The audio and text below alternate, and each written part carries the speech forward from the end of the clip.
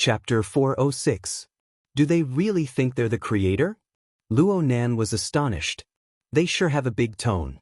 Is it some world-class order? This is where the problem lies. Papercut shrugged. I just did a search. There's no relevant information in the database. Neither the society nor the military and political departments of Xia City have any records of this. In other words, it's very likely that this is a new order, a new power that hasn't entered everyone's line of sight. Aren't you going to consult the secretary about this new information? Luo Nan blinked. Sister Yuan? Trouble her? Is this a rare situation? Papercut nodded. New orders that are so organized right from the start are indeed rare. Actually, there have been very few new orders in recent years. After all, the area covered by the inner world is growing larger and larger. You know what I mean. Luo Nan really did understand. As the influence of the inner world on the society of the modern world grew stronger and stronger, their ability to unearth and nurture talents was enough to minimize the existence of undiscovered pearls. Under these circumstances, an extremely mature new order suddenly popped out from a crack in the rock. Everyone couldn't help but think in a more conservative direction. Luo Nan was about to contact He Yuan, but he had second thoughts. It would be best to let her take a look at the magical array. It could be considered a reference. He tried to communicate with Du Yong. Can you make a copy of the magical array? No problem. Du Yong was so straightforward that it was suspicious. Xie Junping gave an additional explanation. According to what the instructor said, the matter of spiritual awakening should be done by gathering the wisdom of all parties. There should also be the help of friends to obtain the best plan. There's no need to be so secretive and secretive. It looked like a very open-minded order. Luo Nan and Papercut glanced at each other. Papercut asked in a seemingly casual manner, "Is it convenient for you to introduce the instructor who led you in? Perhaps you know him." Xie Junping was truly magnanimous to a certain extent. He didn't even stumble. His last name is Wan. We all call him Dean Wan. He works in a welfare home in the Forest Wall district. He's truly capable. This sort of information acquisition simply didn't give one any sense of accomplishment. Luo Nan was shaking his head when a light bulb suddenly flashed in his mind. A scene appeared in his mind. It was the memory of him controlling ink to probe the Forest Wall district last week when he was outsourced scouting. He had once seen an ability user there. The ability user had the intention of preaching and preaching. Even children as far away as Trigate District went over to listen. Could it be that person? Of course, it was wrong to make random guesses, but the combination of preaching and Forest Wall area and other factors increased the chances of success. If it was really him, then that person's career would be much bigger than expected. Luo Nan didn't have any hard evidence for this conjecture. It was hard to explain with the special perspective of long-range perception, so Luo Nan didn't say much to Papercut. He received the document Du Yong transferred over and used the hexa-ear to converse with He Yuan. However, in the next second, the other side indicated that it was busy and the call was not connected. This wasn't strange at all. 8 or 9 o'clock in the evening was one of He Yuan's busiest times. Unless it was an extremely urgent matter, it would be pushed to the back. Luo Nan thought for a bit and created a temporary mission. He pulled He Yuan, Papercut, Shuele, and Cat Eyes into it. Only then did he send He Yuan a message and a document. It was a multi-party sharing. Papercut glanced at it and said, "Oh, Cloud Map. This is the most suitable mapping software for creating magic arrays. It doesn't seem like a particularly closed sect. That might be good news." Luo Nan noticed that the file displayed a clear icon. The hexa-ear can read it. Of course, this kind of practical function still needs to be integrated into it.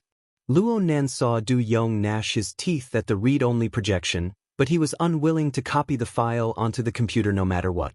He felt that there really was something wrong with this bro's brain. Luo Nan sighed. "Forget it.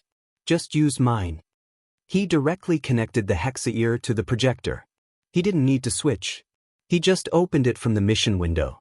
He set up an open mode of operation, removing the read-only restriction. Everyone could operate it. He casually swiped and left a clear mark on the magic array. The mark was preserved. In the next moment he cancelled the mark. He tried it a few times and confirmed, "You can modify it now. You can try to recall it and find the feeling. Let us see your train of thought. Relax, this will be preserved at all times." Luo Nen rubbed his fingers halfway through his words. He seemed to be deep in thought. The feeling of light streaking past was very interesting. It also gave him a more direct feeling toward the order and method of the operation of the magic array's energy and information. It made his already fuzzy inspiration become clear once more. His thoughts immediately sank into it. Du Yong was skeptical at first, but he soon saw the tool window of the cloud map software. His heart swelled with enormous joy. He was just about to operate it when he saw Mo Han and a few other girls trying to operate it out of curiosity. He didn't even think before he shouted, "Don't break the template." This shout was the limit of his reprimand. The gentle and quiet Chiu Pei was the most timid. She was so shocked that she took a step back and repeatedly apologized. Mo Han wasn't afraid of him. She was even more annoyed that he had startled her friend. She said disdainfully, "There's a rollback operation." "What are you afraid of?" Du Yong was truly shocked by his terrible memory. He shook his head over and over. At this time, he displayed an extremely repulsive mentality toward all non-professionals. It was impossible to communicate with this kind of neurotic person. Papercut understood this point very well. He turned to look at the group of boys and girls. "You guys aren't going to play? We professionals. Enthusiasts can discuss it here." Mo Han looked at him with wide eyes. Hey, are you guys trying to clear the place and drive people away?" Papercut obviously wouldn't bicker with the little girl. He turned to ask Luo Nan, "How about we change locations first?" He felt that things like data migration couldn't be simpler with the hexaear. He could also logically separate people. Many things would be easier to talk about. But when he turned his gaze over, he saw that Luo Nan was staring at the magic array without looking away. Luo Nan turned a deaf ear to Papercut's suggestion. Papercut could only bump Luo Nan again helplessly. "I'll hold on." It wasn't easy for Luo Nan to come out this time. He casually responded with a few words, but his gaze remained fixed on the structure of the magic array. He even extended his hand to touch it. Du Yong's tolerance toward this fellow traveler was much higher. He especially liked Luo Nan's ability to concentrate. He even had some expectations. He couldn't help but ask, "You have some inspiration?" "Yes, I have an idea. I feel that this magic array lacks a bit of texture." "Which one?"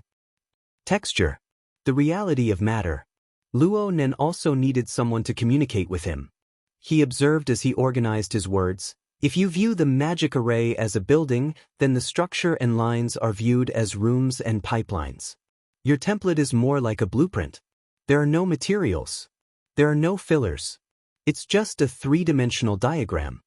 What Luo Nan didn't say was that the magic array that Huang had set up last time had a solid medium. It was intrinsically a level higher than this one. It wasn't the fault of the map. It was the gap between people. And this gap wasn't in mystic arts knowledge. Du Yong was the former president of the Mystic Arts Research Society. He was a level higher than Huang, who didn't do proper work. Then, it was very likely that it was thoughts, desires, and other existences on the mental plane. Luo Nen didn't continue this train of thought. He wasn't a believer of the order of creation. Faith and desires had nothing to do with him. He was more interested in other directions. Could this texture be replaced by other means? More specifically, by the power of the soul or the power of interference? Papercut didn't want to disturb Luo Nan when he saw Luo Nan's state. The world in the eyes of a genius like Luo Nan was intrinsically different from others. The angle and depth in which he looked at problems were greatly different. Inspiration formed from such a perspective was extremely precious. Who would bear the responsibility if it was destroyed? After a moment of hesitation, Tian-Si took the initiative to take on the task of dispatching. "How about we go play in Area A for a while? Junior Luo Nen clearly isn't doing his job as a host. I'll entertain him so that he doesn't continue to lose face for our Acumen College." But Sister C is so heroic. Tian-Si's deliberate derogation clearly suited the appetite of this group of boys and girls. It also lowered their rejection mentality to the minimum. It was extremely effective. On the other side, Hu Huaying wasn't stupid either. She echoed Tianxi's words. I agree with Head Tian's words. The brains of this group of people who study the mystic arts aren't normal. The juniors of 6th High might think that our Acumen College is suffering from hysteria. It just so happens that there's a VIP room above us. We can't leave it if we want to. Let's move our position and leave this place for them to play with. The allure of the VIP room exceeded that of the luxury room. It was even stronger than the public area of area. Quite a few people's eyes lit up as soon as these words were spoken. Hu Huaying gave Tianxi a meaningful glance, telling her to look after them first. She turned her head to ask Xie Junping for permission. The VIP room was reserved by Xie Junping. The group of people couldn't enter the VIP floor without the appropriate permission. The group of boys and girls walked out the door. Luo Biao whistled. Normal room, luxury room, VIP room. So we're here to play and level up today. Mo Peng nodded fiercely with a drooling face. I've been looking forward to the beautiful girls' dance battle for a long time. The lighting effects of the VIP room will certainly be better. I'll design the lighting costumes later. Dance costumes, sailor costumes, flight attendant costumes, and so on. We'll take turns wearing them. You pervert! Ruan Zihui kicked him. Mo Peng laughed and suddenly pulled open the door to escape. But who knew that when he pulled, the weight wasn't right? It tightened and then loosened. Mo Peng used the wrong amount of strength.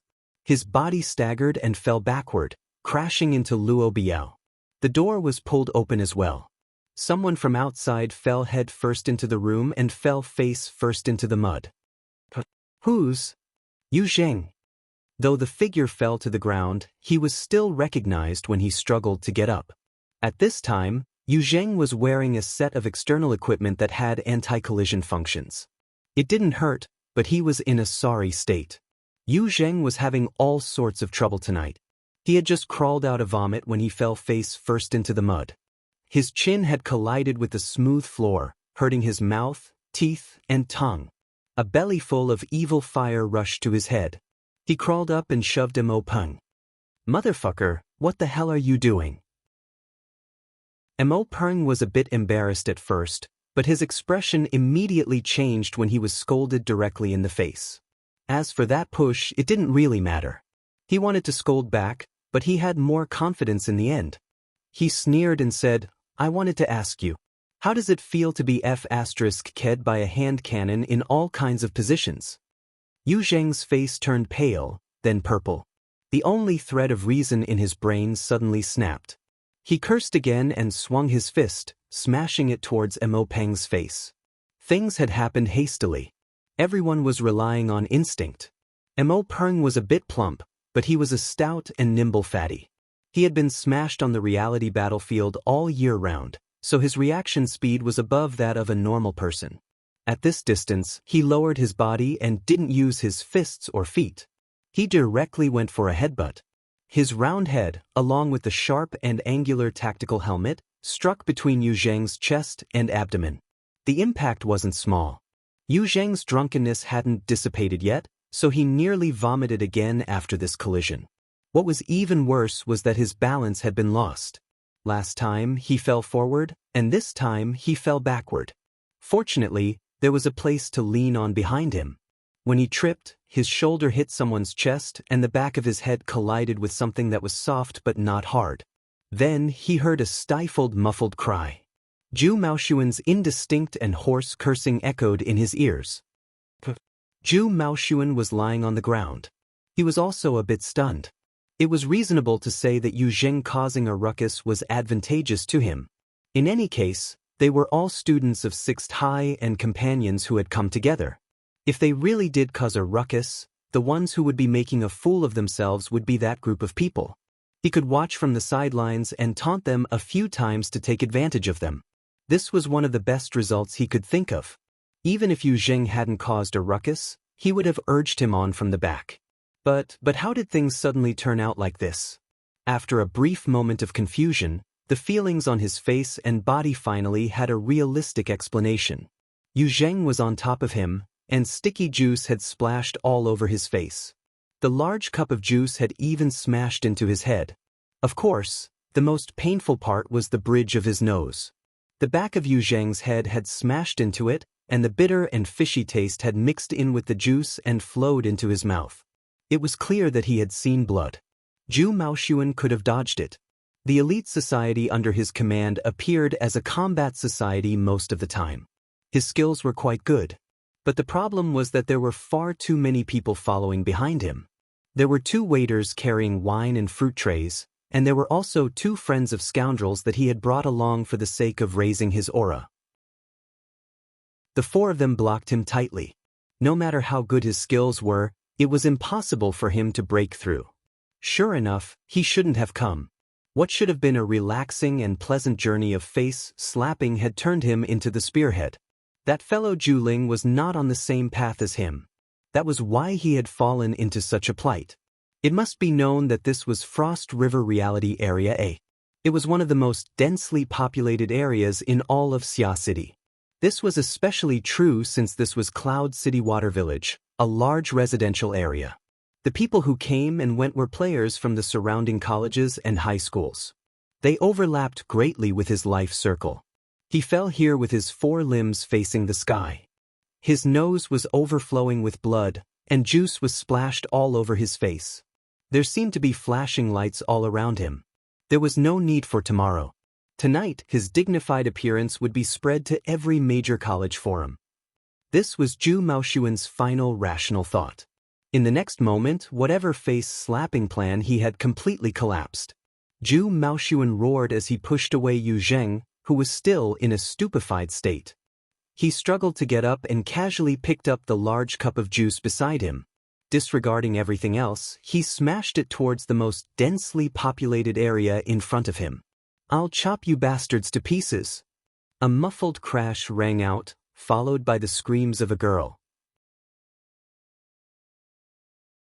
Chapter 407. The matter had undoubtedly blown up. In a short few minutes, the parties involved, waiters, police, doctors, and a large number of onlookers filled Area A of Frost River Reality to the point that not even a drop of water could trickle through. Qiu Peipei had already been sent to the hospital for treatment. Mo Han and Ruan Zihue had also gone to the hospital to take care of her. The remaining people continued to confront each other in the luxury room. It had to be said that the police were not slow. After the incident at Frost River Reality, the government's level of control over public occasions had risen by at least 2 levels. Fortunately, if they had been a bit slower, Zhu Maoxuan would have probably been sent to the hospital on a stretcher assembled by multifunctional robots. After confirming who the main culprit was, Xue Lei punched him to the ground. He still couldn't straighten his back. The terrifying spasms of his internal organs transmitted the negative effects to his brain through his nervous system. It made Zhu Maoxuan want to vomit and feel dizzy. However, no injuries could be seen on the surface.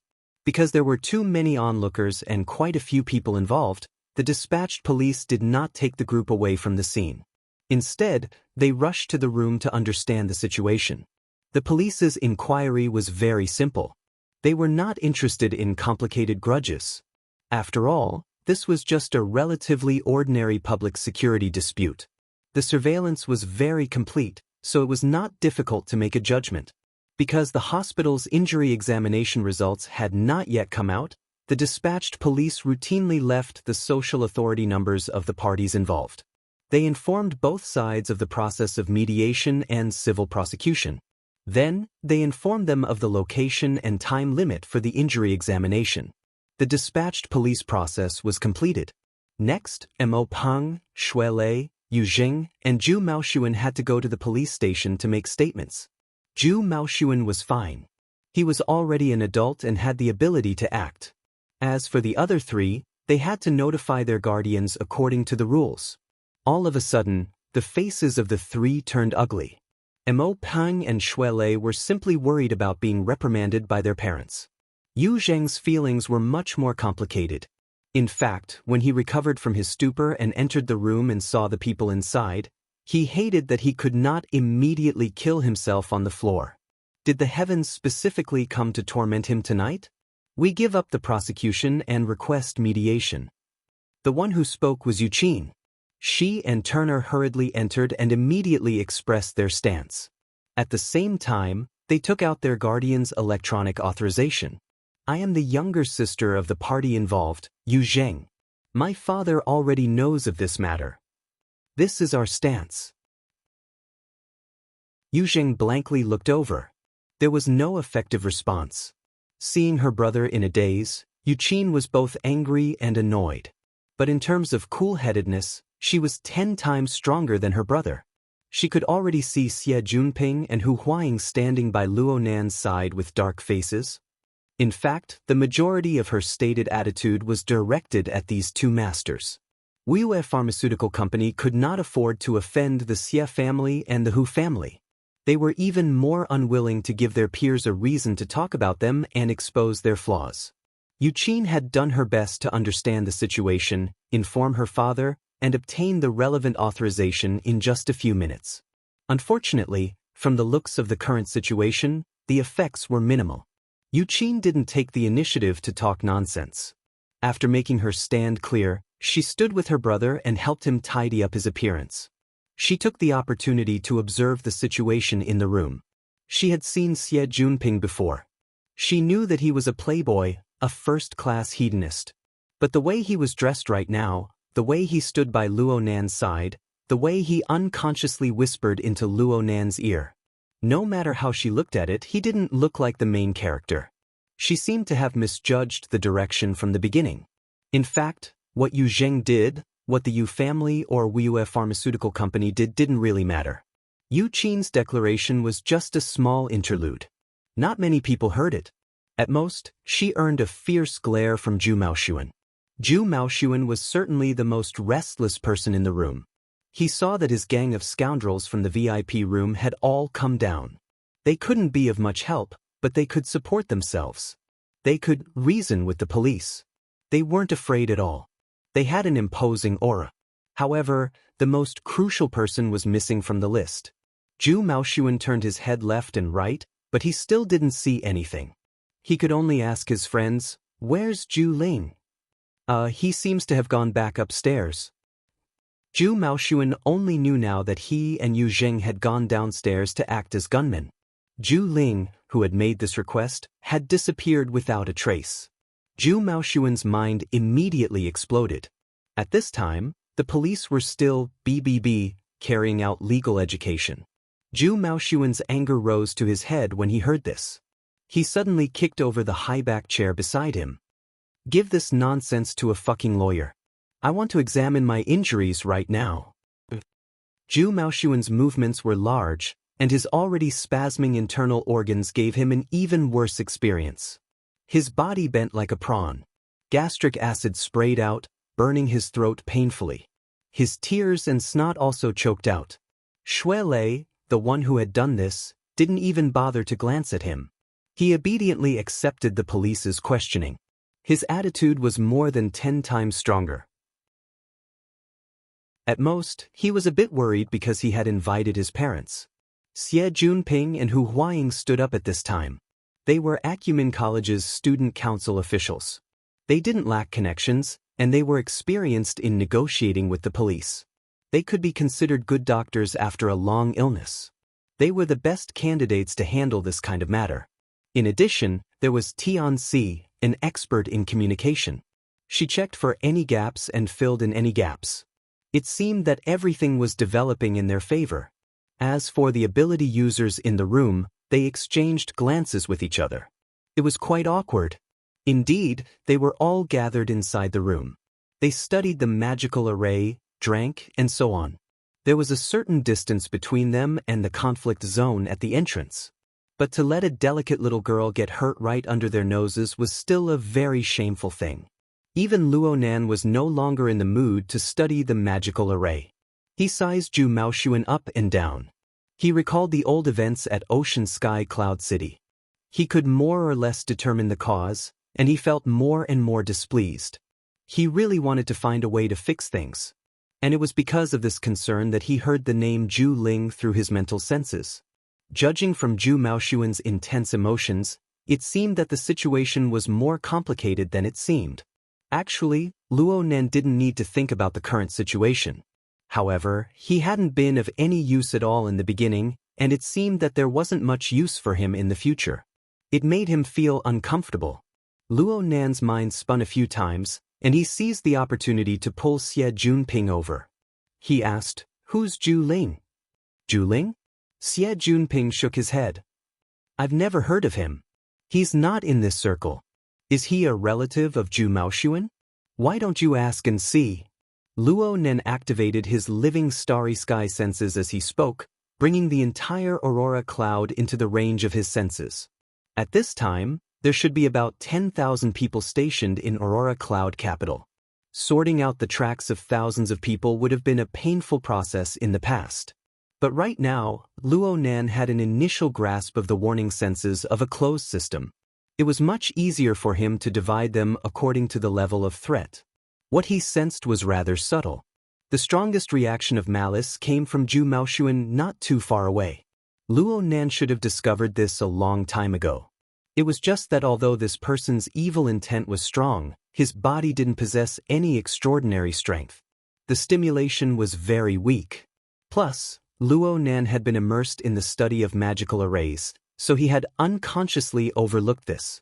From this, it could be seen that the alertness of a closed system, in a passive state, could very likely ignore a considerable amount of information. He had to pay attention to this in the future. Luo Nan continued to comb through the information. It didn't take much effort before he found 2 targets. However, it was not a malicious reaction. It was not even from Frost River reality, but from a higher level. What attracted Luo Nan was undoubtedly the special reflection of these 2 in the living starry sky. Ability user. And one of the ability users was quite extraordinary. There was a clear distortion to the surrounding starry sky. It was as if it was being burned by incorporeal smoke. If Luo Nan had observed it 2 days earlier, he would have only been able to see a gloomy and blurry nebula without the aid of the telescope. Making a preliminary judgment from this standard, this was already a B-rank ability user. There was another rather interesting point. Although there was a difference in strength between these 2 people, when comparing the constellation structures of the 2, there were quite a few similarities. Moreover, Luo Nan was quite familiar with it. An upright tetrahedron. The burner. It was not strange to see 2 burners in Xia City.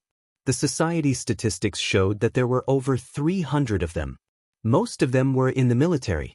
A small portion belonged to Quantum Corporation. They were out for a stroll and a meal. It was quite normal to bump into them in Cloud City Water Village. These 2 people didn't seem to have anything to do with the conflict below. Luo Nen didn't feel any element of malice from them. The living starry sky indicated that he didn't have any connection with these 2 people in any real sense. Luo Nen didn't want to complicate matters. He carefully examined the burner that he suspected to be a B-rank ability user. The strength it displayed was quite astonishing. Although its format of fire was restrained, its pressure had already penetrated the depths of the mental plane. In the general sense of the 3 levels, 1 region and 1 realm, it should have touched upon the edge of the abyss region. It would have been fine if this was compared to the mentally enhanced side, but everyone knew that burners were all fleshly enhanced. To be able to obtain this kind of result as an assistant section master meant that he was already on the same level as the ears of Truth Fairchild. Did Xia City have a burner of this level? He Yuan had explained the relevant information to Luo Nan, but he had no recollection of it. Out of caution, Luo Nan controlled his soul strength to maintain a distance from the material plane. He gave up on observing the burner's true appearance to avoid being captured. That would be awkward. Luo Nan memorized the location and removed his senses. He didn't discover anything else after that. It seemed that this was indeed an exception. However, the appearance of a B-rank burner required his companions to be notified. This was to avoid sudden events affecting them. This was experience, and it was also a principle. He Yuan and the others had been emphasizing similar requirements in their lectures for some time now. Luo Nen immediately published this information in the temporary mission window. There's a suspected B-rank burner and a C-rank burner. The two should be together. Their location is above Frost River reality. Chapter 408. It was common knowledge that extraordinaries had yet to appear within the burner community. But by controlling the special deep blue platform and mounting weapons, they could achieve extremely high destructive power. Any extraordinaries would have to kneel if they were equipped with a nuclear warhead with a yield of 10 million tons. Luo Nan knew this, but he didn't think about it. He was reminded by Papercut and suddenly had a new train of thought. B+ rank burners. I remember Sister Yuan saying that they all hold the rank of general? Yeah.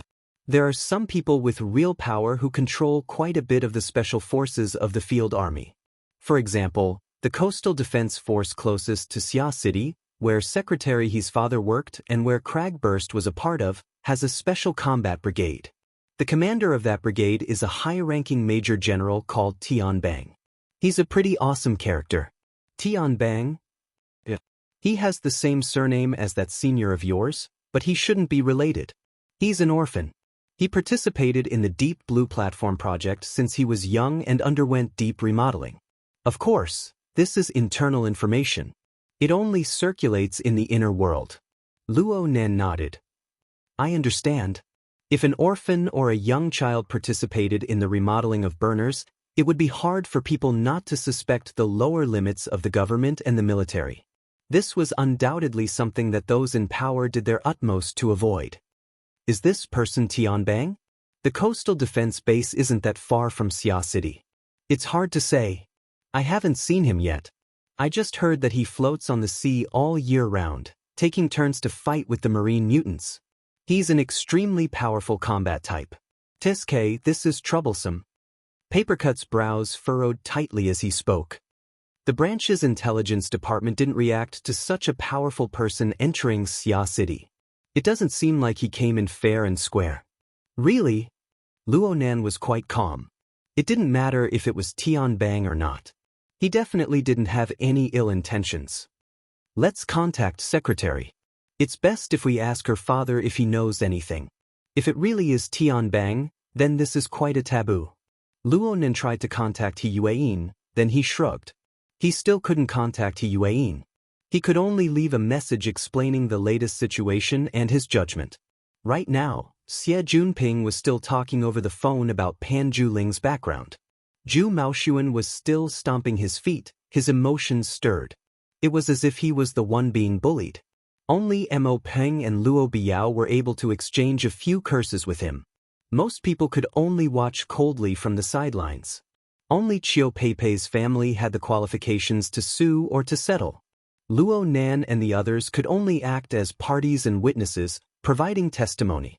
Going back and forth like this, he felt more and more bored. Papercut was really worried that Luo Nan wouldn't be able to take it and cause more trouble. He pulled Luo Nan to the corner of the sofa, talking as they walked. This is why many people don't like the secular world. When it came down to it, there were a bunch of rules. The more people he knew, the more restrictions there were. Look at Lei Zi, that punch was really cool, but it's going to take a long time. He might even have to go to court. Luo Nan sat down on the sofa. This time, Luo Nan paid more attention to Cat Eyes. Papercut was between him and Cat Eyes. Brother Papercut, how do you usually handle things? In the middle of the night, he sent a bunch of paper dolls to his house for a party. Yeah, that's about it. Luo Nan felt that Luo Nan's expression was certainly very peculiar right now. Papercut chuckled. With supernatural powers, how could I still strictly follow the logic of the secular world? Unless this world has enough power to counter us. On the sofa, Cat Eyes gently swirled her wine glass and cast a sidelong glance. You're sick? Papercut didn't get angry. I'm just saying, right? Also, put yourself in the shoes of others. If you use abnormal logic to deal with others, others will use abnormal logic to deal with you. We're in Xia City, so it's a bit better. Look at Red Fox. He was eradicating evil and eliminating evil, but what happened to him in the end? Sometimes, I really want to be controlled by someone. I want to follow a set of rules and live a peaceful life. Headquarters might have been able to do it in the past. Unfortunately, it's impossible to count on those bastards right now. Luo Nan handed over a fruit platter as a form of consolation. He asked casually, "How many ability users are like you guys?" Papercut picked up a few apple slices. "What do you mean by, like you guys?" Luo Nan thought for a moment and said, "You guys have a proper job in society, earn money to support yourself, and follow the rules of the secular world most of the time." Of the ability users he knew, Cat Eyes taught dancing, Papercut had his own craft store, Octopus and Mr. White were doctors, Mr. Giant Arm ran a dojo, and Her Majesty Empress Wu ran a firm. They were all very close to the secular world. However, there were also people like President Ouyang who wholeheartedly devoted themselves to research. There were also people like Bamboo Pole who were more of a homebody and only served his peers. Cragburst and Red Fox didn't have stable jobs either, but their days were still quite comfortable. Just like this, the inner world and the secular world converged and separated. It was complicated and interwoven. Many times, it was impossible to grasp the corresponding pulse. It was very vexing. Papercut opened his mouth to answer, but he suddenly remembered that he still had a mission tonight. He turned his head with a smile and said to Cat Eyes, "How about you explain it a bit?" Cat Eyes' expression didn't change. She poured the peat-flavored wine down her throat. She sneered leisurely, but she was disinclined to pay attention to him. Papercut didn't insist. He shrugged and said, "This is the way of the world. The barrier between ability users and secular society is indeed getting thinner and thinner. There are people who oppose this trend. There are people who approve of it. There are people who let nature take its course. Xia City has fewer rules and regulations. There are many people who let nature take its course. But in other cities, there are quite a few people who are very passionate about infiltrating. They want to realize the era of ability users. There are also some people who are very determined to maintain their distance and maintain their bloodline." It was unknown which sentence aroused her interest, but Cat Eyes downed the wine in her cup in one gulp. She suddenly spoke, "Actually, they're all the same. The faction of people above people." Luo Nan understood in an instant. So they feel that they're higher than normal people? Misophobia, or the desire to dominate? Cat Eyes laughed to herself as she spoke. She cast a sidelong glance at Luo Nan, for example, a certain someone. Boss Luo, what do you think?" This topic was off topic. Plus, it didn't seem like an inquiry. It seemed more like sarcasm. Luo Nan didn't want to answer, nor did he feel the need to. Xie Junping just so happened to finish making a round of phone calls. He walked over and said, "Nanster, I got some information. That Zhu Ling is the son of Zhu Maoshuan's uncle. He joined the military many years ago. Recently, he was transferred from the City Defense Army to the Coastal Defense Army. He's already a lieutenant colonel. I heard he's a burner." "Burner? The Coastal Defense Army?" Luo Nan and Papercut locked gazes. They immediately thought of the two people upstairs. No matter how many burners there were in Xia City, no matter how many talents there were in the Coastal Defense Army, they couldn't just randomly pick a B+ rank big shot, right? It's 80% likely. This damn luck. Who is it? Xie Junping didn't want to quarrel with that bro Zhu Maoshuan. He sat on the sofa, leaned back, and groaned. Only now did he show a bit of the elegant demeanor of a hedonistic young master from before. Luo Nan observed a bit through the perspective of the living starry sky. He felt that Xie Junping's constellation projection really did have some subtle changes. However, the most important thing right now was to investigate the person suspected to be Tian Bang. Luo Nan didn't have any enmity right now, but if a grudge were to form because of his relationship with Zhu Maoshuan and Zhu Ling, then it would be a headache to deal with it. Luo Nan was just about to go investigate when a voice rang out from the door. Everyone had sharp ears and eyes. They heard the voice over there. "Tianxi, you're here too? Perfect. Call everyone over. Let's discuss how to deal with this." Who was this? The voice was a bit familiar, but what left a deeper impression was the arrogant and bossy attitude. At first, one would think that a big boss like President Ouyang or Her Majesty Empress Wu had personally come. Luo Nen really didn't remember who it was for the time being, but Xie Junping, who had just relaxed, suddenly sat up straight. What's he doing here? In any case, he doesn't come with good intentions. This bro will seize the opportunity to put on a show or two. I'm afraid Tianxi won't be able to handle it. As he spoke, Xie Junping hastily got up and walked over. Luo Nan and Papercut glanced at each other. Luo Nan split the bit of attention to quickly confirm the other's identity. Chen Weikan, the vice president of the Student Council of Acumen College, the president of the Mutual Assistance Association. He had an elite face, but it was hard to have a good impression of this fellow.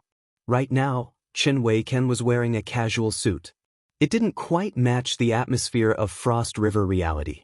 However, his posture was tall and straight. His every movement was very stylish. He really did attract the attention of others when he walked in through the door.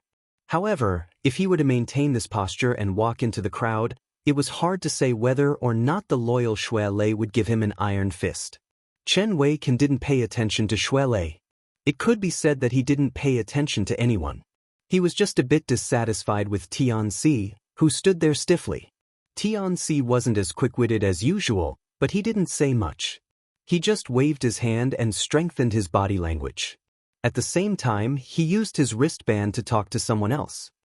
I also hope that Frost River reality can deal with this in a timely manner. I don't want the existence of some black sheep to affect the good reputation of the students. All right, Manager Ian. You'll be here soon, right? All right, we'll talk when you arrive.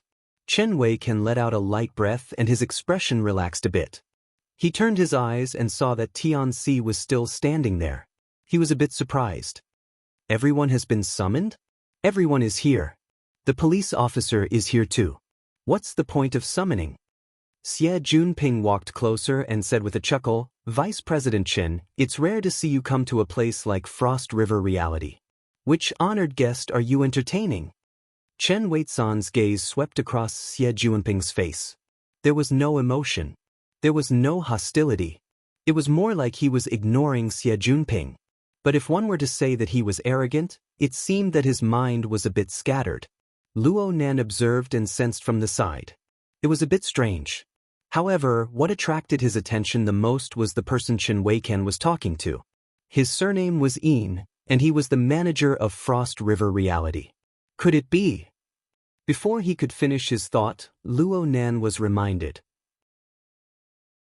He confirmed that a familiar target was approaching from far away. She had entered the edge of his sensing range and was rapidly closing in. Luo Nan no longer paid attention to how Chen Weikan and Xie Junping would negotiate. He sat on the sofa and his brows furrowed. He locked onto his target and watched her approach step by step. Not long after, Luo Nan was able to clearly perceive the sound of her footsteps through the deliberate filtering of his mental senses. The footsteps broke for a moment when they were about 30 meters apart, but they soon connected. Several seconds later, there was a knock on the door. A white-collared beauty with an outstanding temperament stepped into the room. Her makeup was exquisite, and her bearing was extraordinary. She perfectly displayed the most appropriate and mature style of a woman of her age. After she entered the room, she turned her gaze and took in the situation of the entire room. Her cold gaze paused slightly on Luo Nan's face before sweeping across Papercut, Cat Eyes, and Xue Lei. She concealed herself quite well. If Luo Nan had not anticipated this, he might have missed it. This kind of directionality meant that they were both in the same trade or enemies. There was no other possibility. Sure enough, it was Ian Lu. Luo Nan was baffled. Why wasn't this sister holed up at home and properly serving the human-faced arachnid's avatar? What was she doing out here? Luo Nan's thoughts were extinguished, and his heart sank without the slightest warning. Well, that wasn't right. The signs existed, and they clearly appeared above the living starry sky. At this moment, the B+ rank burner in the Long Willow Pavilion, who was several hundred meters away, suddenly surged with hostility. He pointed in the direction of the room and locked onto his target. Chapter 409. From Luo Nan's perspective, the other party's hostility was obvious. She had locked onto her target and would make a move in an instant. However, due to the gap in perception, The other people in the luxurious room did not react. Overall, the atmosphere was still very calm. Yinlu? Papercut recognized Yinlu. Yinli's identity in the inner world was semi-public. After all, the Frost River Waterway project relied on Frost River reality to exist. It was a multifaceted collaboration. There needed to be a person overseeing the project to make everyone feel at ease. Papercut knew, but he did not take the initiative to greet her. He could see that Yinlu was not in a good mood. His gaze swept across the room, and the smile on his face, which could still be considered professional, was about to disappear. Papercut chuckled. "She seems to have a problem with you." Luo Nan grunted. He was not surprised. From Yinli's perspective, Luo Nan could be considered the main culprit behind all the turmoil at the Frost River Reality flagship store on Fudong Main Street. It started with him.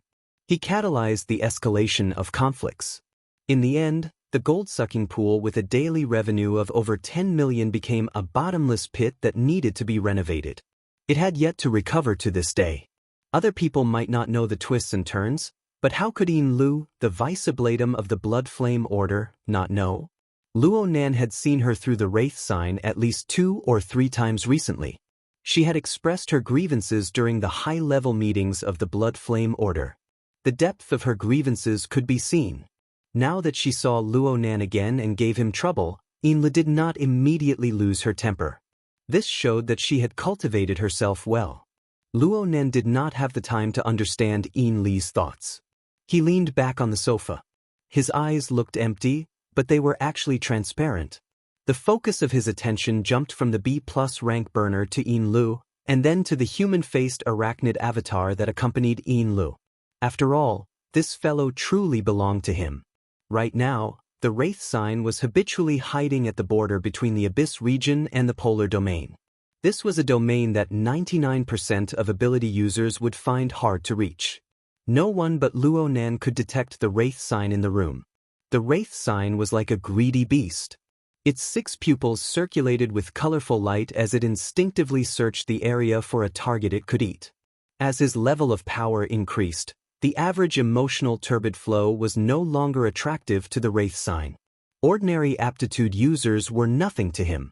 Apart from the fact that their instincts to devour their own kind still existed, their diet was getting narrower and narrower. It was precisely because of this that the Blood Flame Order's members were so moved by the hunting of the wing-hand vampire bats this morning. Soon, the Wraith sign searched the vicinity of the luxurious room. It didn't have the guts to touch its true master, Luo Nan. The rest of the ability users didn't enter its eyes. From this point of view, the current Wraith sign was a picky eater. It wouldn't eat it rashly. It was extremely easy to raise. It was also a street sweeper that devoured the avatars of other faced spiders. Its contribution to society had skyrocketed. Luo Nan laughed involuntarily when his thoughts reached this point. But soon he was unable to laugh. B+ rank burners were already extremely profound on the spiritual plane. When their hostility manifested, the pressure was even greater. At this time, they had already entered the Abyss region and continued to explore deeper, searching level by level. Yes, search, that's right. Luo Nan finally understood. It was a bit far-fetched to say that the B+ rank burner was targeting Yinlu. After all, Yinlu was a famous character in both the mortal world and the inner world. A suspected important member of the military actually wanted to set up a trap to target her. There were many aspects that didn't make sense. But if the factor of the human-faced arachnid was added, the relevant reason instantly became sufficient. After all, the human-faced arachnid was the most dangerous Darksider life form that the military and political departments of Xia City had joined hands to obliterate. This reason alone was enough to suppress everything else. Luo Nan saw a wisp of fiery smoke continue to spiral upwards. The Abyss region wasn't enough. It continued to go deeper, gradually approaching the boundary between the Abyss region and the Polar region. The most terrifying thing was the aura of life within the fiery smoke. It was a faint wisp, but its foundation was strong. It was like the fragrance of meat. The fragrance rose in spirals after being roasted by the smoke and fire. The human-faced arachnid hadn't been found yet, but this idiot, driven by instinct, was gradually unable to restrain himself from the fragrance of meat that drifted over. It became quite restless. If Luo Nan's thoughts hadn't intervened in time, this idiot would have probably charged over in delight. Then it would fall head first into the trap. Now the situation was clear. This was a trap. A trap targeted at Yin Lu, targeted at the human-faced arachnid, and even targeted at the blood flame order. Chen Weiken was the bait of the real world. He had lured Yin Lu over. The B+ rank burner was the hunter. He specialized in targeting the human-faced arachnid. He had used a technique to lure it. These two might not be the only participants. The officer called Zhu Ling was most likely one of them. And no matter how many participants there were, no matter which power was behind the scenes, one thing was certain. They had obtained extremely accurate information. Think about it. How long had it been since Yin Lu took control of the human-faced arachnid? It had only been this afternoon. The first grazing hadn't even begun yet, but the other party was already certain that the human-faced arachnid was by her side and had set up a trap targeting her. This was the tempo of a traitor. The faces of the upper echelons of the blood flame order instantly flashed in Luo Nan's mind. Unfortunately, his understanding of this group of people was still superficial over the past month. It was far too difficult to find the so-called traitor. He took a deep breath and steadied his mind. The B+ rank burner was not targeting Luo Nan, but his target was undoubtedly the Wraith sign. As one of Luo Nan's most important believers, the Wraith sign was once the sole reliance of Luo Nan's mental attacks. Even now, the Wraith sign held a pivotal position in Luo Nan's sealing system. Therefore, Luo Nan received an astonishing pressure from the living starry sky while the other party was unaware of it. The starry sky fluctuated from nothing, and it seemed to grow more and more intense. This was definitely not going to work. Luo Nan didn't have the time to think too much. He first overstepped his boundaries and stepped over Yin Lu. He gave the Wraith sign an order. Go deeper. Go deeper. Luo Nan let this idiot dive deeper into the mental plane and play hide and seek with the other party. As long as the other party could not truly lock onto the Wraith sign's position, it would be hard for him to determine Yin Li's position. It was possible to delay for a period of time. The short-term results were fine. The other party had been using his baiting methods for a long time, but he had gained nothing. He was already a bit puzzled. The mental smoke began to change directions substantially, doing even more useless work. Luo Nan let out a breath of relief. Right now, Yin Lu was completely unaware of the impending crisis in the room. She was just negotiating with Chen Weiken. Her professional attitude was top-notch. Luo Nan didn't care what they said. At most, he was curious. Was this fellow Chen Weiken purely a bait tool, or was he a participant with autonomous capabilities? Yes, let's let the details go for now. Driving the Wraith sign to temporarily hide in the polar domain was the only thing Luo Nan could do from a technical point of view. But this kind of hiding could not last long. Let alone others, even Yin Lu herself would panic if this continued for too long. The connection between the Wraith sign and Yin Lu was extremely weak when hidden in the polar domain. This could very well lead to new misunderstandings. Who cares what misunderstandings she has? It would be smoother to consider things from his own perspective. Luo Nan's heart thumped. He had enough headaches lately because of the matter with the Wraith sign. It was said to fish in troubled waters. Perhaps this was an opportunity. If he could really take advantage of the chaos to retrieve the Wraith sign and throw the blame onto the military, then wouldn't it be the best course of action for him to stay out of the matter? Luo Nan couldn't help but ponder upon this thought. He was calculating how many resources he could use. His thoughts drifted, and he suddenly noticed the temporary mission window on the psychic wave network. There were only a few messages left, and he was suddenly stunned. Last time at Frost River Reality, it was more or less like this, right? He was even more selfless than this. He wholeheartedly wanted to save people, and then he messed things up and got out of hand. Right now he had Papercut, Cat Eyes, and Xue Lei by his side. It was true that these were his helpers, but how dangerous would it be to face AB+ level power? Not to mention his own brothers and sisters, classmates, and so on. Bang. Luo Nan smacked his own head. What's wrong? Papercut was baffled. Nothing. I've cleared my head. Luo Nan let out a breath. He was a bit annoyed. He Yuan had been exhorting him to his face every time she gave him a lesson. She told him to pay attention to teamwork and other matters. Why did he nearly act willfully when things came to this? You need to grow up a bit. Luo Nan muttered to himself. Papercut thought that Luo Nan was talking to him and didn't hear him clearly. He asked, What did you say? Luo Nan laughed. Tonight's gathering will end here. Staying here will just be watching people act cool. It's better to leave. Papercut swept his gaze over to Chen Weiken and laughed. A wise choice. Then let's go. Luo Nan's mind was set. He didn't hesitate any longer. He simply stood up and headed outside. His movement was not a big deal, but Yin Lu instinctively became alert. She couldn't be blamed for this. After the two incidents at Frost River Reality and Ocean Sky Cloud City, Luo Nan's reputation had rapidly spread throughout the inner world. He had established a benchmark. Right now, who didn't know that Luo Nan of the Xia City branch was a young man capable of tossing and turning? His talent was outstanding, and he was vicious and merciless. Snake Tongue, Puppeteer, Tank, and other veteran ability users had all fallen to his hands. Especially Snake Tongue. Yin Li's position in the inner world was roughly the same as Snake Tongue's. Such a shrewd and powerful curse master was gone just like that. How could Yin Lu not be vigilant? Chen Weiken had been talking to Yin Lu, but he saw her mind wander. He followed her line of sight and finally noticed Luo Nan. As a leading figure for many years, Chen Weiken was extremely sensitive to the general atmosphere. He soon discovered that this boy, who was walking outside, had a childish air about him. Not only did he attract Yin Li's attention, even Xie Junping, Hu Huaying, Tianxi, and the others naturally focused their gazes on him. The degree of focus and intensity had already exceeded the scope of normal attention.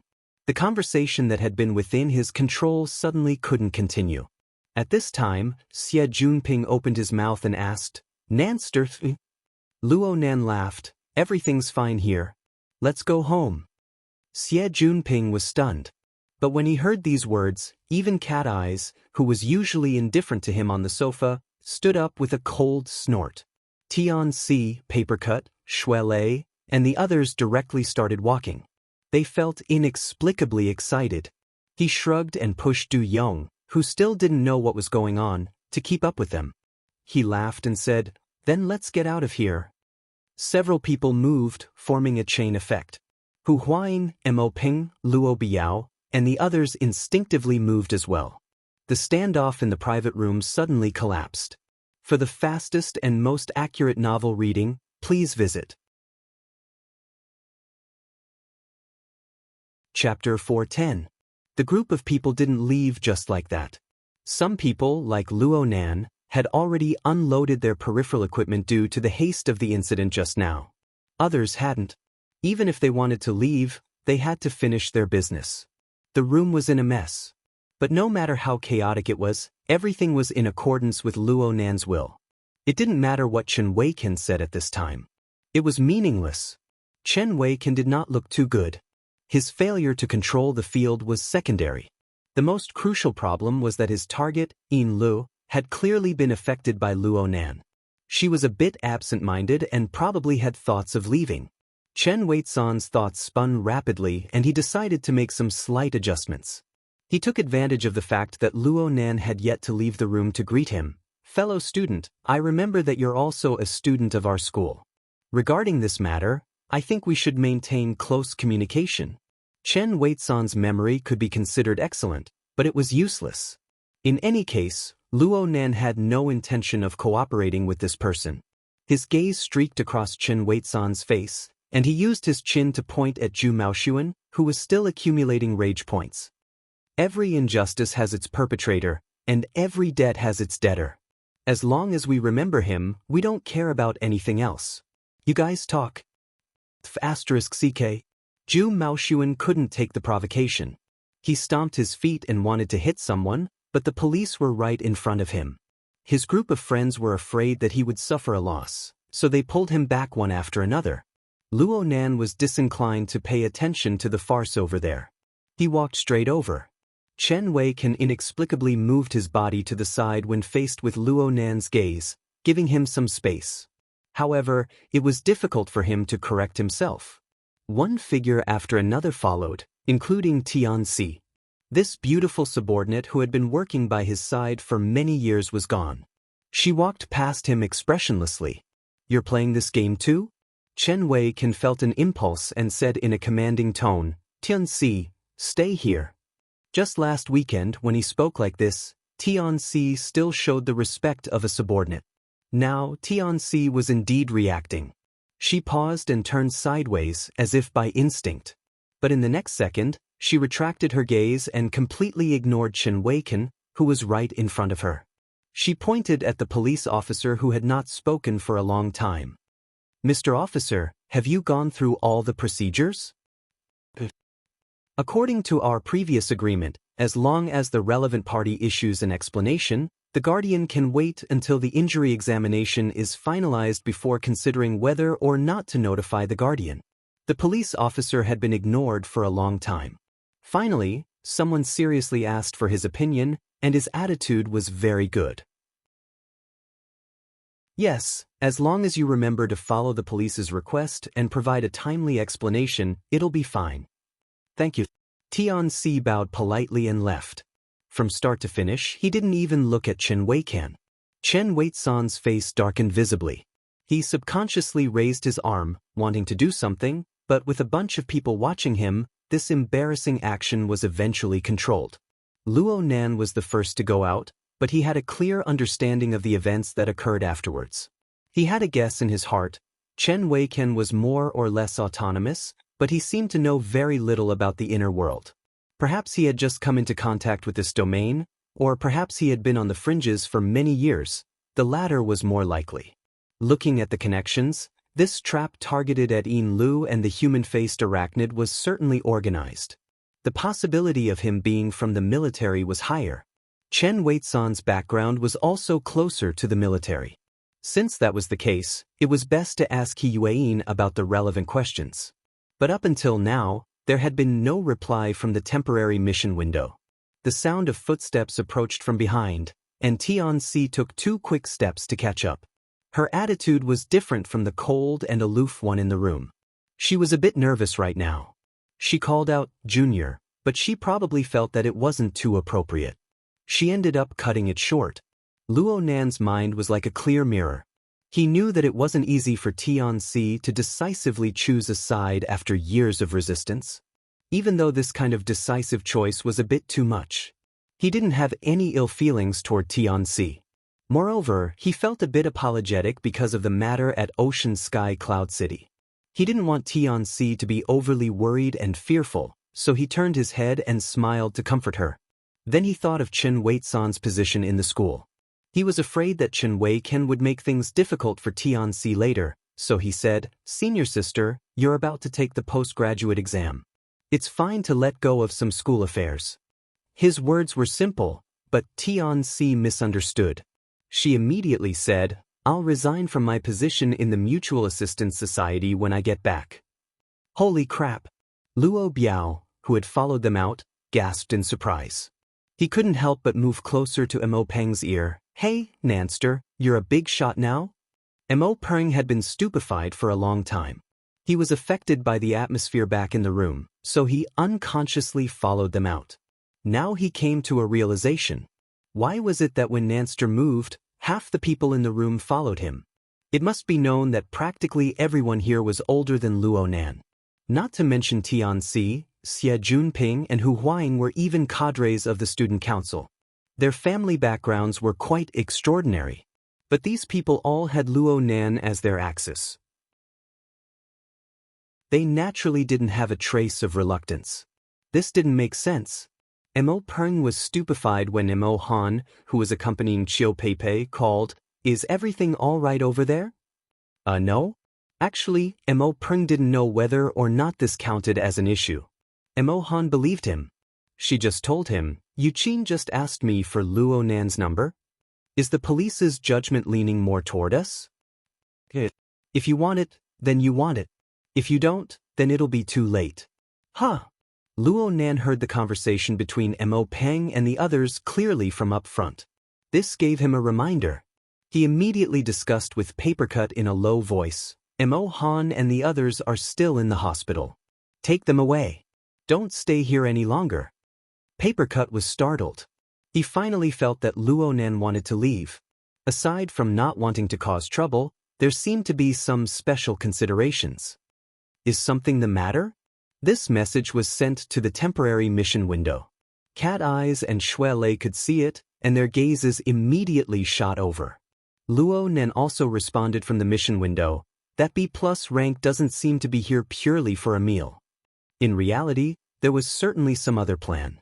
It was just that Luo Nan didn't want to talk about the details of the human-faced arachnid and the blood flame order. Papercut didn't know this. He asked, "It's not targeted at us, right?" "It should be." Luo Nan sensed something before Papercut could fall. The B+ rank burner was still searching, but the direction of his mental smoke was no longer in the Abyss region or the polar domain. Instead, he quietly turned back to touch the area where their group was located. What was going on? Did he start to change his train of thought because he couldn't find the human-faced arachnid? That side was quite confident in their source of information. Luo Nan's lips curled. He was worried that the Wraith sign would hide in the polar domain for too long, creating unnecessary misunderstandings for Yinlu. Since the burners had changed their train of thought a step ahead, Luo Nan took advantage of the situation. He pulled the Wraith sign out of the polar domain for a breather. It was the same as playing hide and seek. As it turned out, Luo Nan's choice was extremely timely. Yinlu was clearly a bit restless in the luxurious room at this time. The appearance of Luo Nan and the other members of the Xia City branch had already made her vigilant. The human-faced arachnid's ambiguous attitude put a great deal of pressure on a newbie like her. The human-faced arachnid's clone promptly returned to its normal area, allowing Yinlu to let out a secret sigh of relief. However, she was a priest who had cultivated for a long time. She more or less had some intuition. The slight disharmony she experienced over and over again formed a rather negative psychological suggestion. It made her want to retreat spontaneously. These changes were all reflected subtly in the living starry sky. How interesting. Luo Nan subconsciously grinned. He wasn't a heart-reading demon. He was unable to see through Yin Li's specific thoughts, but he was able to observe all sorts of details, piecing them together to form an approximate judgment. Right now, Luo Nan relied on his mental senses to deeply enter the vast material plane and the mental plane. He had a rough grasp of the picture of life of tens of thousands of living beings. From this, he formed a relatively abstract living starry sky. He could feel the minute changes created by various factors, such as emotions. As his observation experience grew and his understanding of the development of the situation deepened, the layers, angles, and details that he had unconsciously overlooked in the past gradually gained practical significance. He could more easily organize and generalize, forming a comprehensive, three-dimensional, and intuitive picture of observation. It was like playing a map cheat and playing a strategy game with a group of opponents submerged in the fog of war. There was a sense of superiority in beating him up in all aspects. Of course, if Luo Nan truly believed that he was beating him up in all aspects, it could only mean that Luo Nan had lost his mind. A B+ rank burner, an organized and premeditated action trap. This was the tempo of the base's technology tree rising to the top. If the other party really wanted to make things difficult for him, then he could just use his normal attacks to blow up this side. At this stage, Luo Nan could only play 2 games of hide and seek. Then he would run as far away as he could until the game ended. Pay attention to the one in front. Papercut suddenly sent a warning from the temporary mission window. His gaze is unfriendly. Luo Nan's mind temporarily withdrew from the macroscopic picture. He raised his eyes to look forward. Right now, the group of people were about to enter the elevator in the lobby of the amusement park. And at the edge of the crowded entrance stood a 30-year-old youth. He released his aura, completely unrestrained. He was a burner. This life sketch looks very familiar. Luo Nan quickly confirmed that this person was the one following the B+ rank powerhouse. Perhaps it was because of the strong first impression, but this person's ramrod straight figure looked very much like a soldier, even though he was dressed in casual clothes. This person didn't avoid the gazes of Luo Nan and the others, but he didn't respond either. His gaze swept past their faces one by one, and he just watched quietly. He was like a relatively eye-catching passerby. It looks like he's counting heads? This person seems a bit inexperienced. He's a lackey. A few ability users were discussing in private when Xie Junping suddenly came over and whispered, "He's Zhu Ling. I just saw his photo. There's no mistake." Really? Luo Nan was a bit surprised, but he did see traces of a silhouette that was similar to Zhu Maoshuan's from this person's face. Zhu Ling didn't have that much of an evil aura compared to his cousin. However, his gaze was calm and straightforward. It made people a bit unhappy when they stared at him. The group of people still hadn't figured out how to deal with this when the mission window suddenly flickered and jumped. He Yuan, who hadn't replied all this time, contacted them through instant messaging. Luo Nan and the others greeted her one after another. "Sister Yuan." "Hello, Secretary." From the video, it could be seen that He Yuan was multitasking. She was contacting someone. Her brows were slightly furrowed, and she wasn't in a good mood. She hung up after several seconds and focused on this side. "Apologies, Mr. Luo. Apologies, everyone.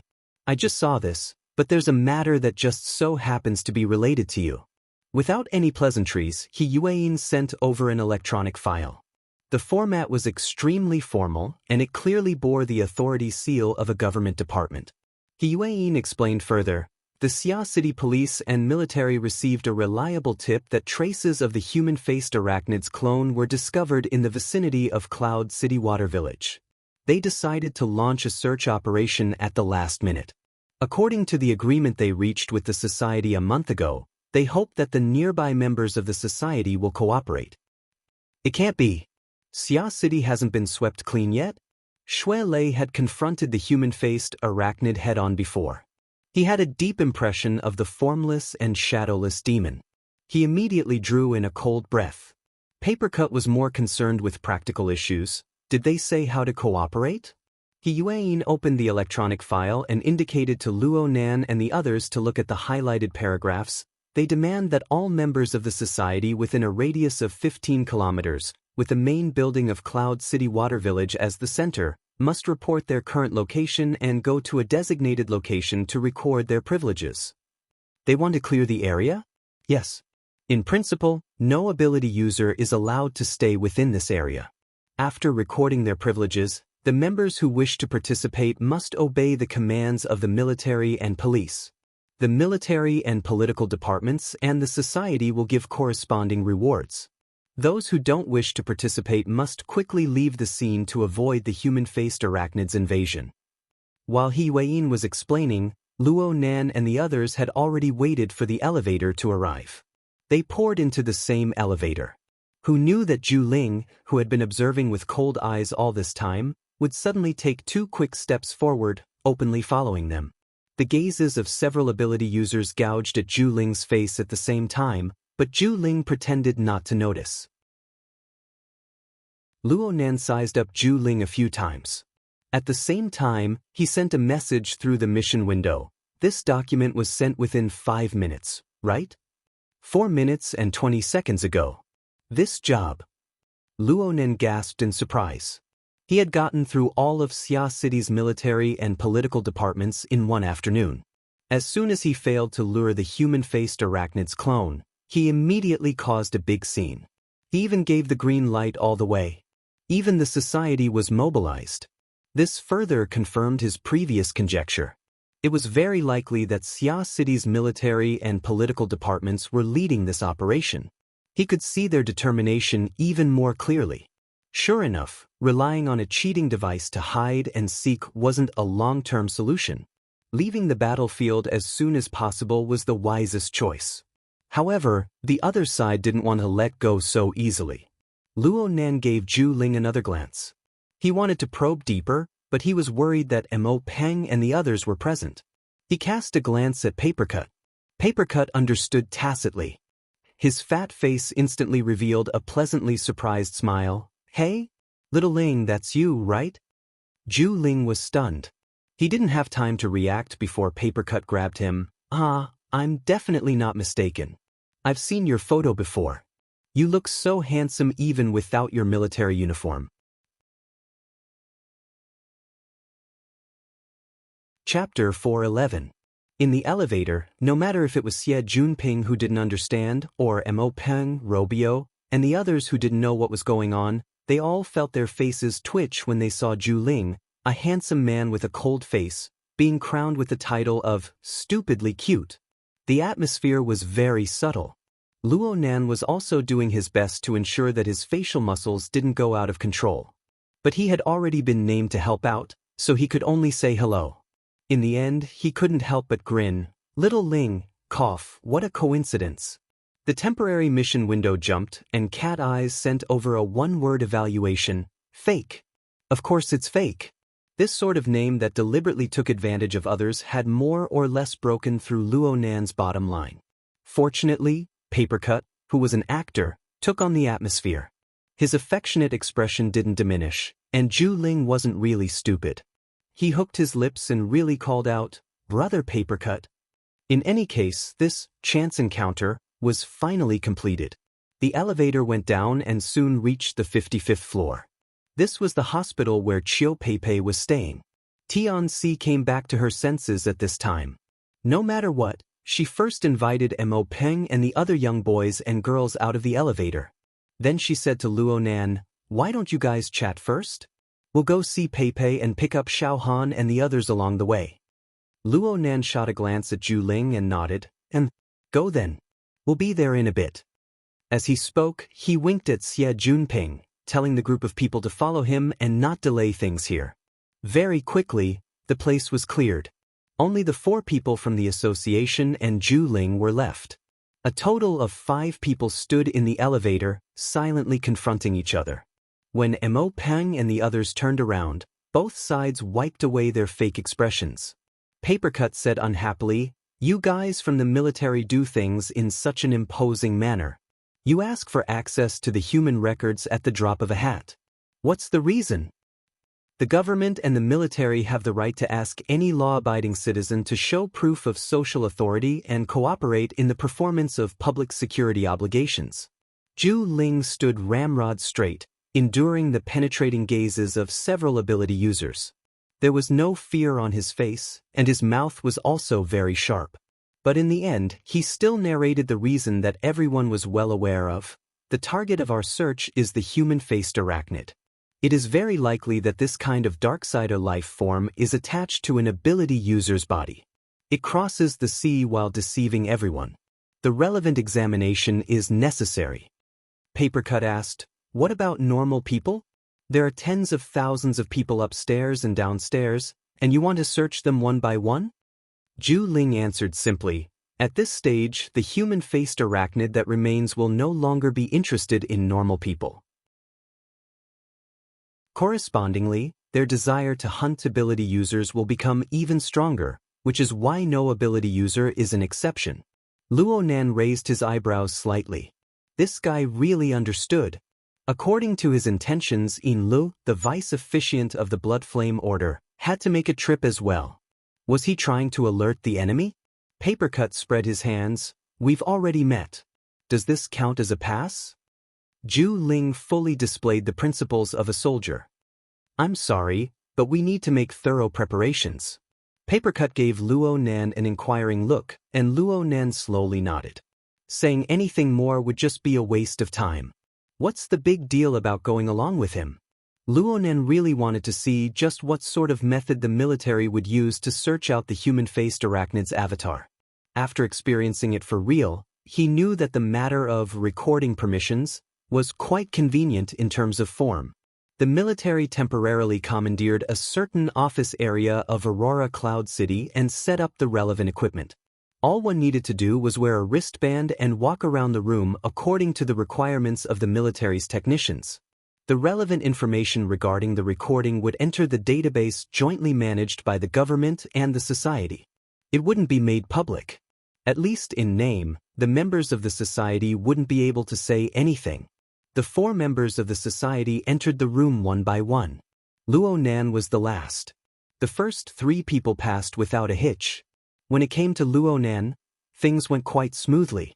But of course, Luo Nan walked through the room filled with sensing devices. He simply ignored all sorts of waveforms. These were just smokescreens. The true detection method was actually on the mental plane. It was that wisp of faintly discernible smoke. It came from the suspected person? It was no longer suspected. He Yuan had confirmed their guesses. The frontline commander of this operation was Major General Tian Bang of the Coastal Defense Army's Special Warfare Brigade. It was said that the Xia city government had specially invited this person over. Luo Nan had reservations about this. Even though this person was a burner, his operations on the mental plane were already extremely exquisite. Compared to Fairchild, Luo Nan's finesse was a level higher. He was even above many mentally enhanced people. The mental smoke lingered inside and outside their domains. It was an attempt to use its unique nature to induce the instincts of the human-faced arachnid. Cat Eyes and Papercut were both mentally enhanced, but they didn't detect it at all. Luo Nan slowly walked out of the room and glanced to the side. There were fully armed deep blue walkers standing guard to the side. They were clearly in a state where they were ready to go. This posture wasn't too friendly. Perhaps it was because of this that Zhu Ling had been accompanying them in casual clothes to dilute the hostile atmosphere. When Luo Nan came out, he heard Zhu Ling giving Papercut and the others a job. "Everyone, are you really not going to participate? The rewards for this operation are quite considerable." Papercut grunted and grunted in response. He simply pointed to Luo Nan when he saw him come out. "We'll listen to the boss." Zhu Ling didn't get this internal joke, but he was very clear about Luo Nan's special position in this group of people. Even if he didn't know before, he now knew the things he needed to know after integrating the information he had access to. An extremely dangerous person who could control a mutant, who could use his power to replace the perpetual fortifications with an infrasonic array, and who could instantly turn an entire city district into a land of death. Of course he could be the boss. He had to be the boss. Zhu Ling immediately cast an inquiring gaze. Luo Nan hooked his lips. "I won't be participating tonight. My first priority is to ensure that my family and friends are far away from danger. I hope the military can keep the situation under control. This is our duty. But it's still a pity that I missed an opportunity to fight shoulder to shoulder with Mr. Luo." Zhu Ling deliberately reached over and shook Luo Nan's hand. "I'm very sorry. Mao Xuan, that idiot, had eyes but failed to recognize Mount Tai. I hope that Mr. Luo won't bother with him. Of course, I was also stupid at the time." No matter what Luo Nan thought, Zhu Ling's attitude was impeccable. Luo Nan could tell from this that under his cold and arrogant exterior was an exquisite heart that understood propriety and the ways of the world. Luo Nan always admired this sort of person. He also hoped that he wouldn't become enemies with this sort of person. Otherwise, he would have crushed him to death earlier. Mo Peng gave him a call at this time. Luo Nan grunted twice and said, "We're meeting a few friends. We'll be down soon. You guys can just head downstairs." A message popped up in the mission window at this time. Luo Nan saw it and said, "I've already called a special car. It's in the parking lot on the 4th floor underground. You guys can head there directly. I guarantee that you'll be escorted to your doorstep.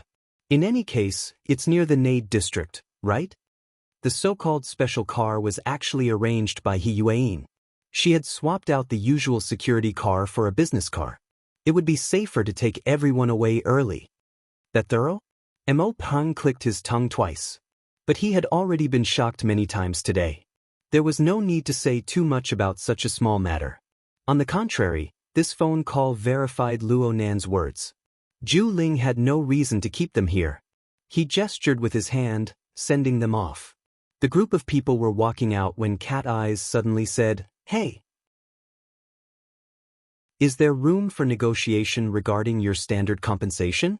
Luo Nan and the others stopped walking when she opened her mouth. Zhu Ling did not expect this. He was startled for a moment before he said, "In principle. Like our boss." He has a clear record of fighting with the human-faced arachnid. His recent accomplishments are glorious.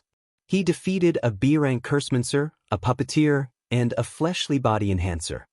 Cat Eyes did not say the word kill in the military's domain, but she focused on the latter half of her words. Like me, I'm an expert in long-range sensing and guidance. I've successfully cooperated with the military many times in the past. Are you guys going to use a fixed salary for an outstanding ability user like me? Zhu Ling's mind wandered for a moment. He should be requesting instructions from his superiors through internal channels. He spoke a second later. In order to avoid unnecessary links, the compensation is fixed. But if everyone participates in the operation and can make outstanding contributions, the relevant rewards will not be stingy. These have already been written into the document. Cat Eyes chased closely. What about the designated item? Designated? I heard that the military's research and development of the long-range guidance platform is progressing quite well. They have already successfully manufactured a single soldier model. Can this be included in the scope of rewards or exchange? If it's possible, I can help out tonight. Hey, Cat Eyes! Papercut shouted. What's up? Papercut had nothing to say when he saw Cat Eyes' innocent appearance. After all, he wasn't that familiar with Cat Eyes. It was hard not to feel a bit awkward. He had just said, the boss is in charge. How come she was undermining him? How could he know that Cat Eyes was more than happy to undermine him, especially to a certain boss? Zhu Ling acted in a businesslike manner. Lady Cat Eyes' long-range sensing ability is indeed an ability we need. If you don't mind, you can stay here for now. We will give you a reply after we consult with the equipment department. Sure. I've been drooling over that single soldier platform for a long time. I definitely won't miss the chance to get my hands on it. Cat Eyes giggled, but her gaze cut to Luo Nan's side. It was quite subtle. Then she turned to Zhu Ling. I'll say this in advance. I'm just a support job. I absolutely won't go to the front lines. We will arrange the most suitable position for every ability user. I hope so. Cat Eyes smiled slightly. She raised her hand and wagged a finger at Luo Nan and the others. Then it settled. See you guys later. Shui Lei was a bit stupefied. Is this okay? Regardless of whether it was okay or not, no one had anything to say. The event was over, so everyone naturally returned to their own homes. New events were another matter altogether. For people had come, but there were 3 when they left. After entering the elevator, Papercut couldn't help but say, Brother, Cat Eyes really has quite a bit of an opinion of you. You really need to do more work in the future. Luo Nan's lips curled, but he didn't say anything. He was still pondering over the subtle gaze Cat Eyes had cast him before they parted. The group arrived at the 4th underground floor and quickly met up with Mo Peng and the others. Chiu Peipei's medical treatment was done quite well. Her injuries didn't need to be hospitalized, so she came down with them. Everyone had to split up at this time. Papercut and Shui Lei weren't on the same path as them. Xie Junping, Hu Huaying, Du Yong, and the Tian siblings either lived near the school or had their own transportation. The ones who were truly on the so-called special bus were the group from 6th High and the trader of 6th High, Luo Nan. As for the Yu siblings and Turner, Mo Han politely asked them, and they smartly declined. They even expressed their apologies once more. So what? Things had come to this. Their friendship was most likely over. The group of boys and girls were affected by this, and their moods were a bit low. Plus, Chiu Peipei had suffered a blow to the head. She still had some symptoms, so she fell asleep in Mo Han's arms not long after they got on the bus. The bus was quite silent. Luo Nan sat in the very front row. The driver beside him was still a member of the society's security personnel, but he had switched shifts. It was no longer old Qin from the Colossal Arm Dojo. The two didn't have much to talk about, so it was quite peaceful. However, they had separated too quickly just now. A bunch of things were left unfinished.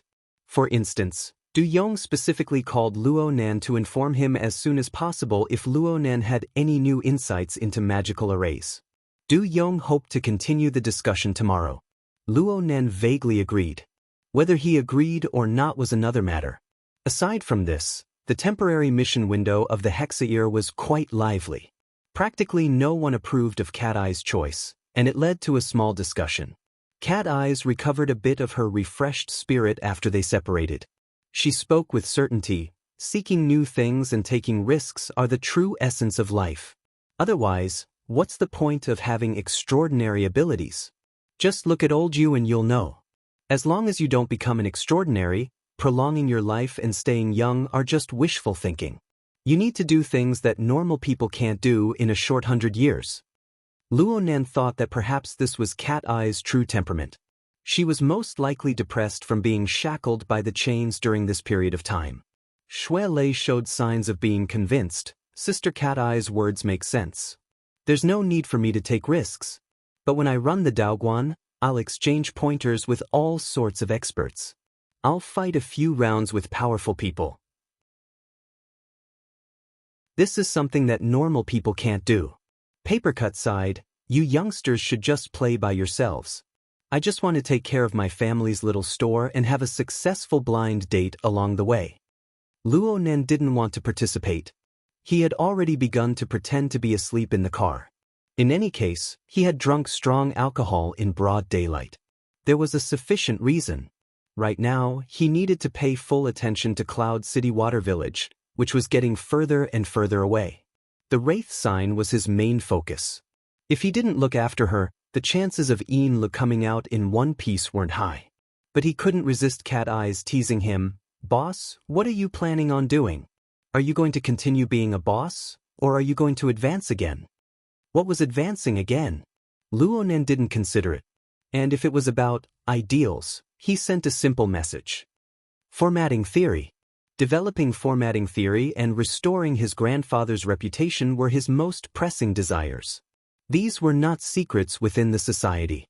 His avatar on the psychic wave network was the classical structure of formatting theory. Cat Eyes seemed to be quite idle. She continued to speak. Really? Are you sure this is a pursuit and not a habit? Luo Nen didn't want to discuss such a mysterious topic. He simply used symbols to replace his answer. Chapter 412. Huh? You don't need it? Or do you feel that this method of communication isn't safe? In the next moment, the communication mode between Luo Nan and Cat Eyes entered a deeper mental domain. Through the pull of the living starry sky, they transmitted information back and forth. Cat Eyes chuckled, completely ignoring the strange gazes of Zhu Ling and the others. This is clearly the most straightforward way, but you still wanted me to come. What are you planning? You really lack a sense of trust. Luo Nan ignored Cat Eyes' ridicule and went straight to the point. What do you want to help me with? Cat Eyes was even more straightforward. You dare say that the human-faced arachnid that appeared in Cloud City Water Village has nothing to do with you?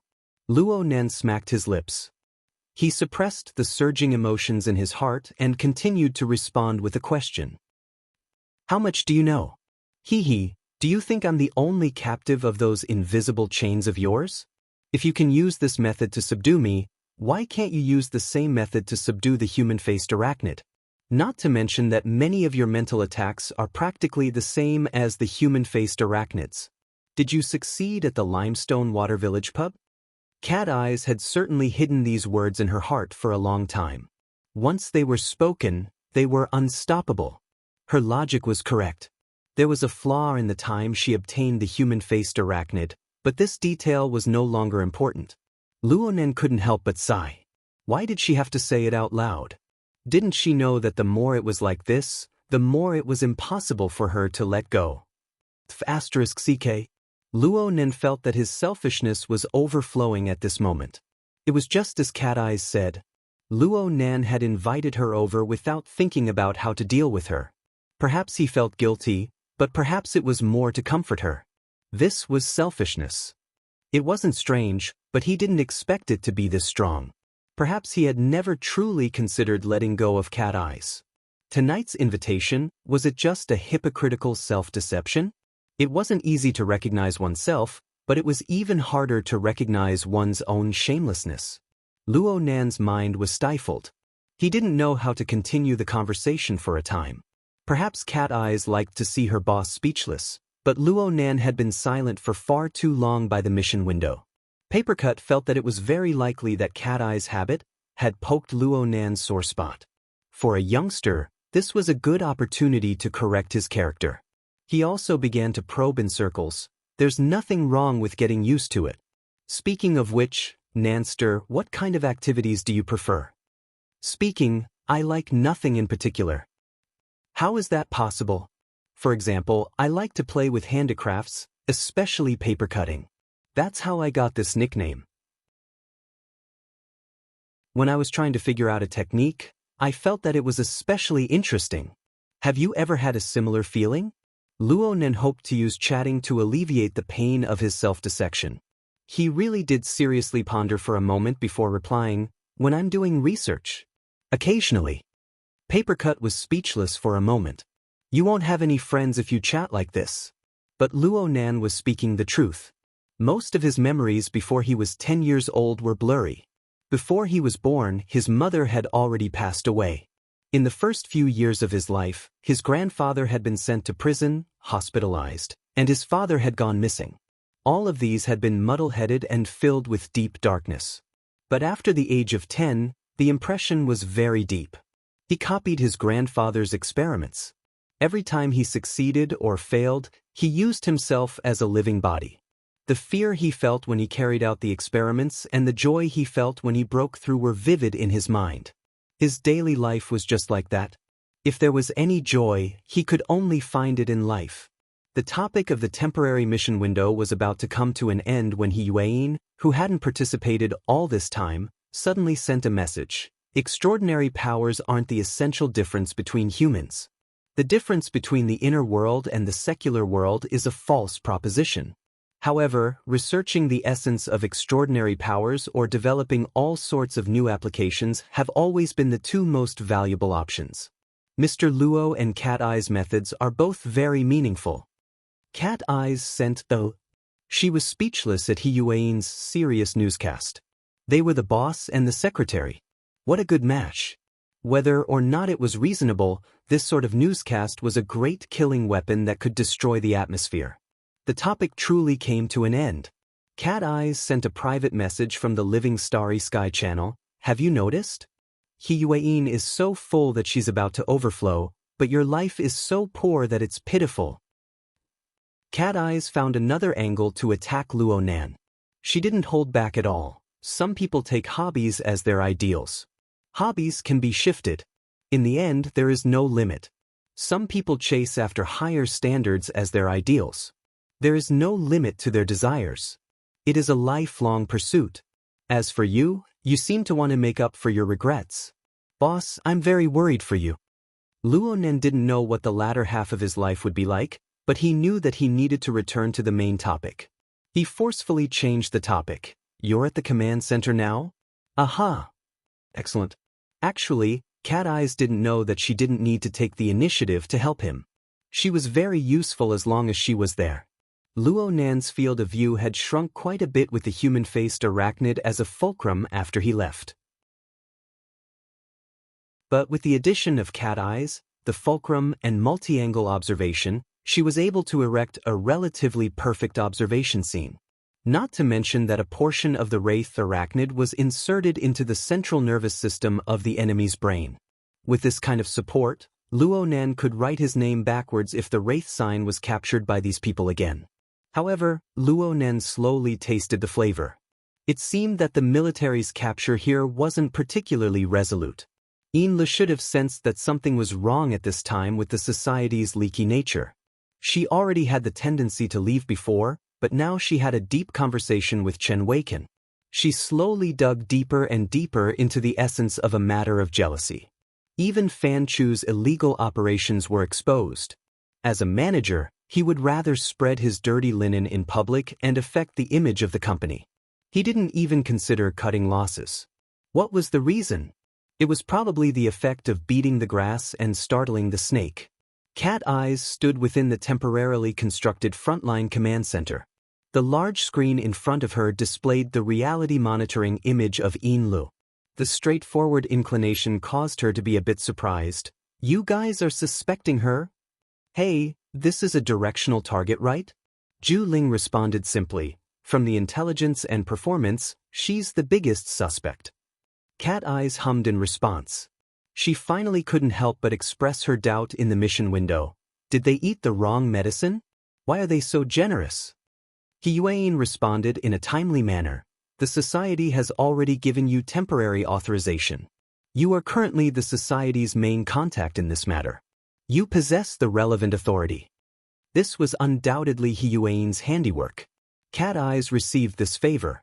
She sent a thumbs-up emoticon, expressing her admiration. At this time, a person walked into the command center. He was dressed very casually. He wore a t-shirt, a sports sweater, jeans, and white sneakers. He had a student's aura off the charts. Plus, he had a personality that loved to laugh. The smile on his face never stopped. Cat Eyes communicated with Luo Nan. There are still ability users applying? I'm a bit unfamiliar. Before she could finish speaking, Zhu Ling had already stood at attention and saluted, Major General Tian. The person who came was undoubtedly Tian Bang. It was rumored that he had undergone modifications at a young age. He was a burner who controlled a regular combat unit. He was also a powerful B+ rank expert. But looking purely at his appearance, he seemed to be younger than Zhu Ling. Luo Nan confirmed. It's Tian Bang without a doubt. His outer appearance could confuse people, but the imprint in his mental domain was real.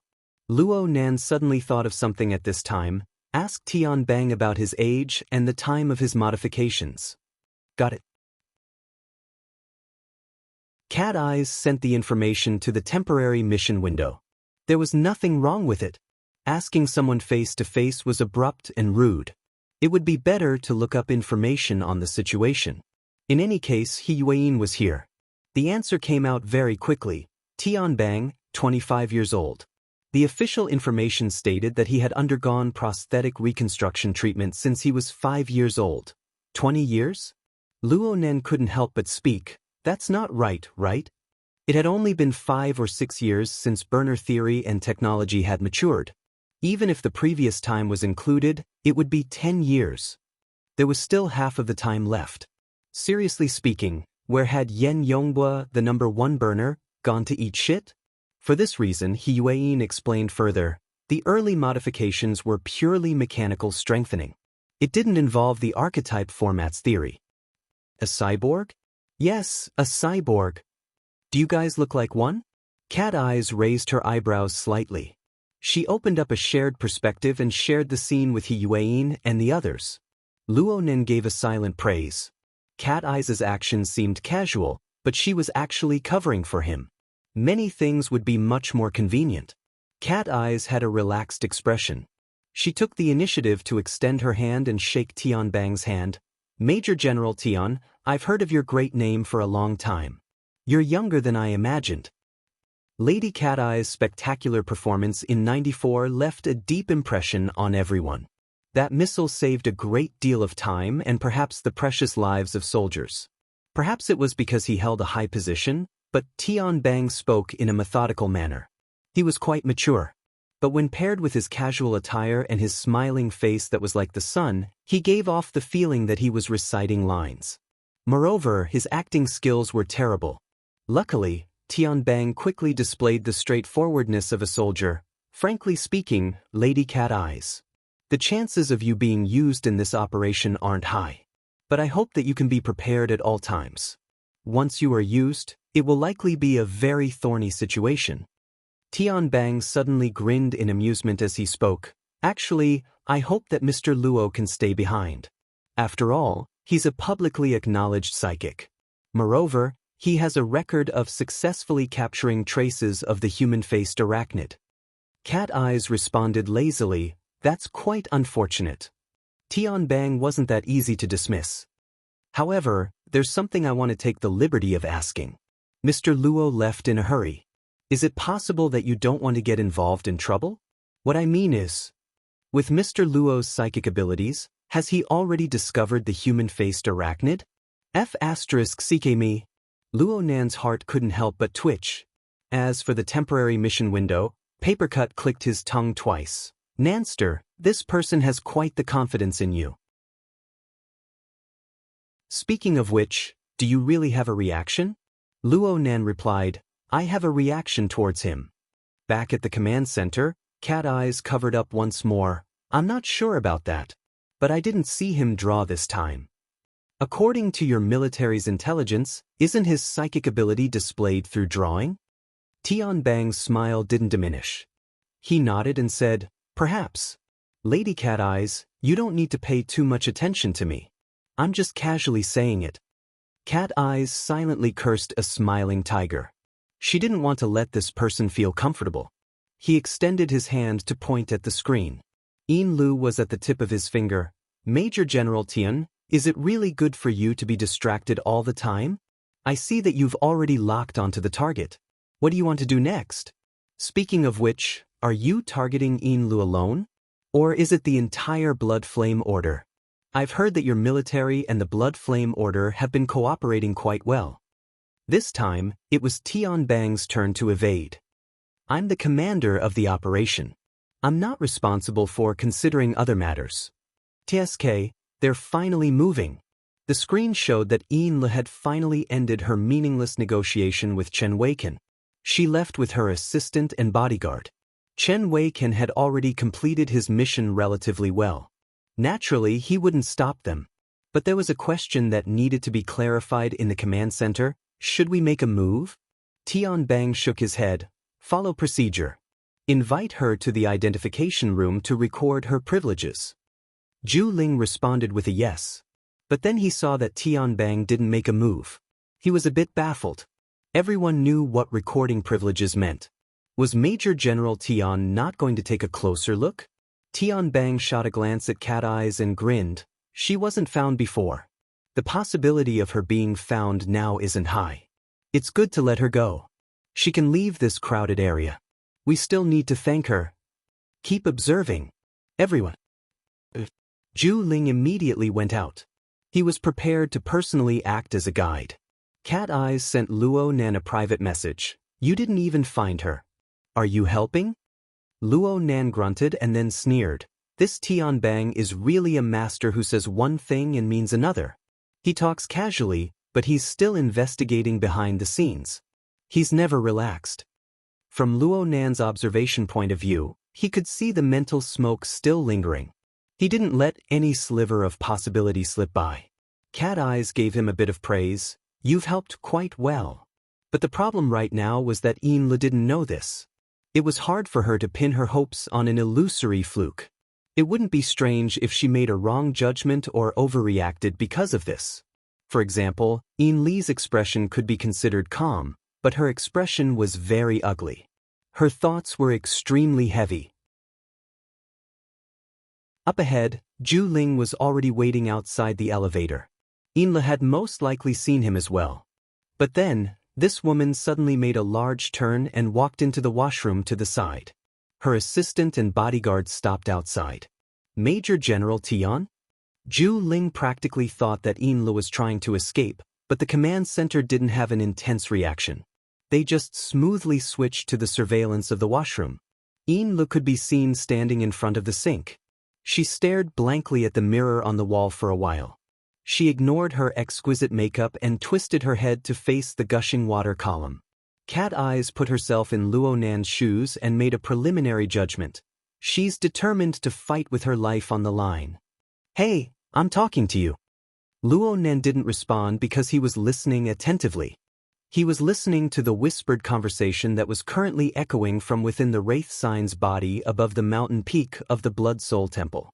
The Blood Flame Order didn't choose the communication tools of the secular world. Instead, they used the Wraith Sign to directly communicate with Yin Lu. The special intent that was transmitted was undoubtedly that of the Order's High Priest, Mrs. Halder. This leader of the Blood Flame Order didn't involve herself in any messy details.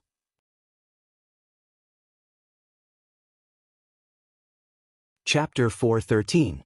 Yin Li's first reaction was to try again. Boss, I can try. You don't have the qualifications to take the risk. The one who responded was Emolun, the most senior elder of the order. His thoughts entered the space of the Blood Soul Temple. His mood was extremely terrible, and his tone was unprecedentedly harsh. Inla didn't give up so easily. Boss, Mr. Emolun, the military has a special method of luring the human-faced arachnid. The mold will definitely not be able to resist. If it is lured to death, then all of our efforts these days will be wasted. At the same time, she denied everything she had done today. Fool! Emolun's thoughts were like the heat waves of a desert storm. They came roaring over. You have already done something wrong. Don't try to use your wrong train of thought to remedy it. Look at the military's battle array. They are just luring a human-faced arachnid to death? They are luring us, the Order of Blood Flame, to death. If we immediately release it now, at least we won't be wiped out by the military in one fell swoop because of this. Mrs. Halder was much calmer. She waited for Emolun to vent for a while before slowly sending over a calm thought. Immediately release it and then return. The more you do this, the more you can protect the mold. Since they are targeting the order, it is very likely that they will treasure it more than we do. Inlu was stunned. Mrs. Halder continued to speak. Release it according to the grazing law. We will still have priority. As long as the enemy doesn't truly want to exterminate it, we 4 shepherds will have the ability to summon it back. We have a lot of room to operate. Now execute it. Inla closed her eyes. Her face drooped even lower. The surging water blocked the changes in her expression. It also masked the incantation that was weak to the point of being inaudible. Everything was carried out in extreme secrecy. However, this could not be hidden from Luonan. Luonan sat in the front row of the private car that was constantly moving away. His head was drooped, as if he was in a dream. Actually, he was paying attention to what was happening in Cloud City Water Village. He saw the marvelous connection between the Wraith sign and Inlu. It was like a spider thread that gradually grew longer and longer. It grew weaker and weaker. At this time, Inla gave the Wraith sign one last command. She told it to hide in the deepest parts of the mental plane. It was to stay as far away from this area as possible. Most importantly, it absolutely could not approach the material plane to hunt. After the command was given, the spider silk finally reached its limit and silently collapsed. In essence, Inlu no longer had any connection with the Wraith Talisman.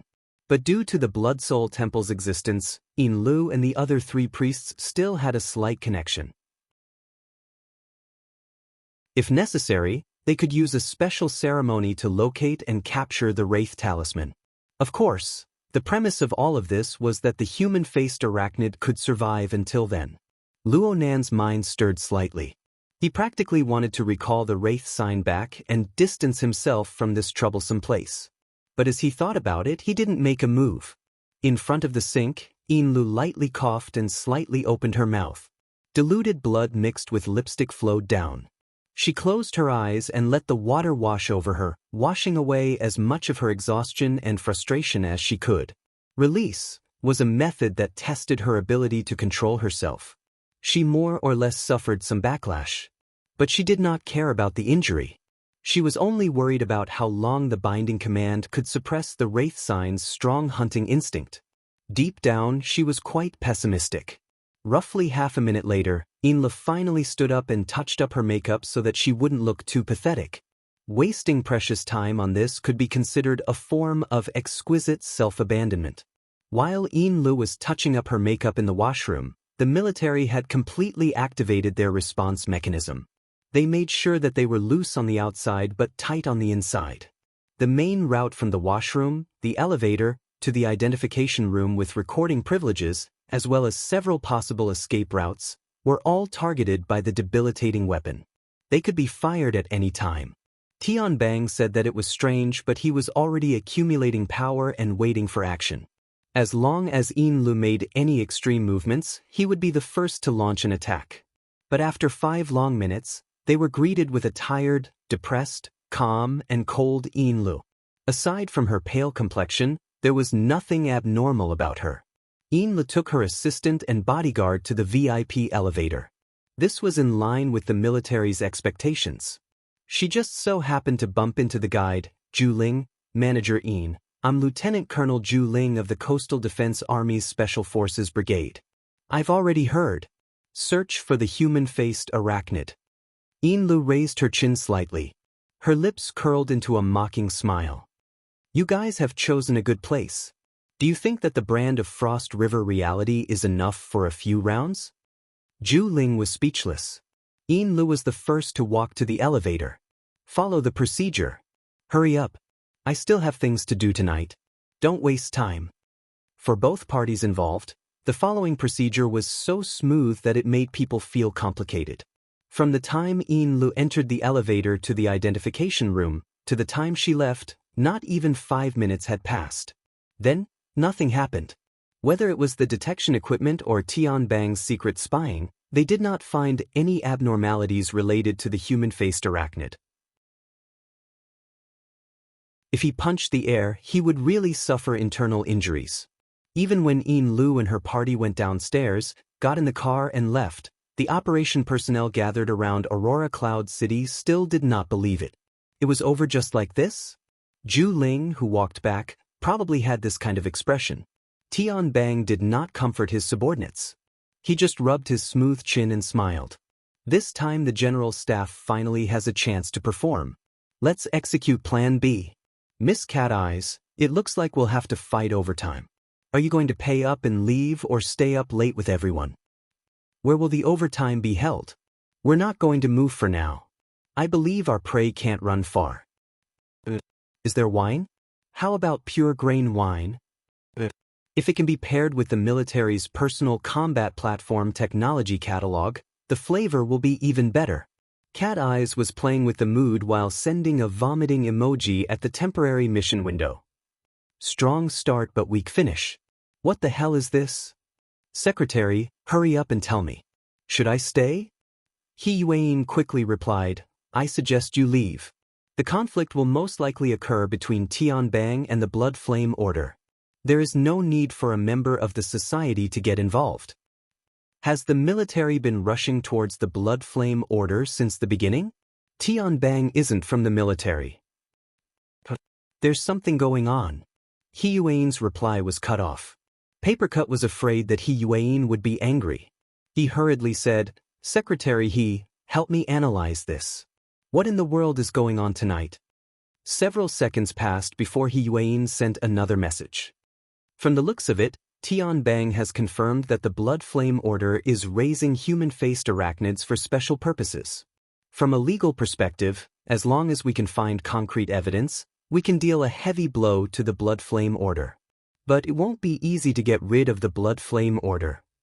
Papercut had a serious attitude towards the discussion. Right now, the city-state development is very obvious. The Blood Flame Order just needs to move out of Xia City in time. Even if they hurt their vitality, they might rise again in a few years. Madame Halder has this ability. Speaking of which, the core strength of the Order hasn't increased in recent years, but the business they do is flourishing. Yes. The Castle Financial Group under Madame Halder has been carrying out continuous industrial expansion for the past 2 years. They are no longer limited to just Xia City. They have set a very high stop-loss line. If they were to cut them off quickly, the military and political departments of Xia City might not be able to achieve complete success even if they really wanted to exterminate them. Luo Nan had heard He Yuan mention the concept of a stop-loss line more than once. It was originally a concept in stock trading.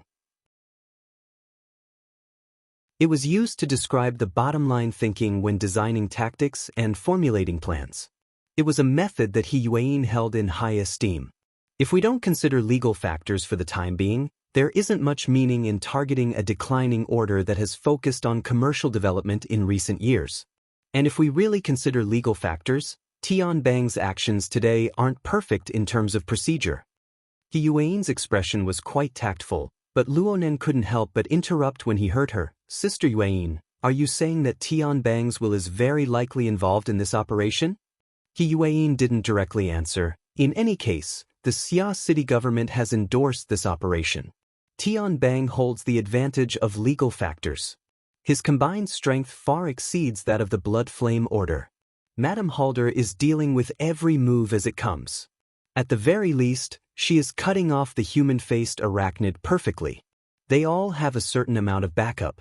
They have some crucial information that we don't possess. The focus of the conflict is likely to shift. Therefore, I suggest that Cat Eyes withdraw early and stay out of this matter. Cat Eyes spoke, "I will consider it." At the same time, she sent a message through the living starry sky. "So, boss?" Cat Eyes adopted a posture of completely obeying his orders, giving Luo Nan quite a bit of pressure. From Luo Nan's perspective, the most realistic consideration was to grasp this opportunity and retrieve the Wraith sign. Actually, Luo Nan had plenty of opportunities. Whether it was the Blood Flame Order or the military, they had all lost control of the Wraith sign's current situation. Luo Nan just needed a thought to drag the Wraith sign back from the polar domain. From now on, the military and the Blood Flame Order would no longer have anything to do with it. However, just as He Yuan analyzed this, there was a factor that needed to be considered. Backup.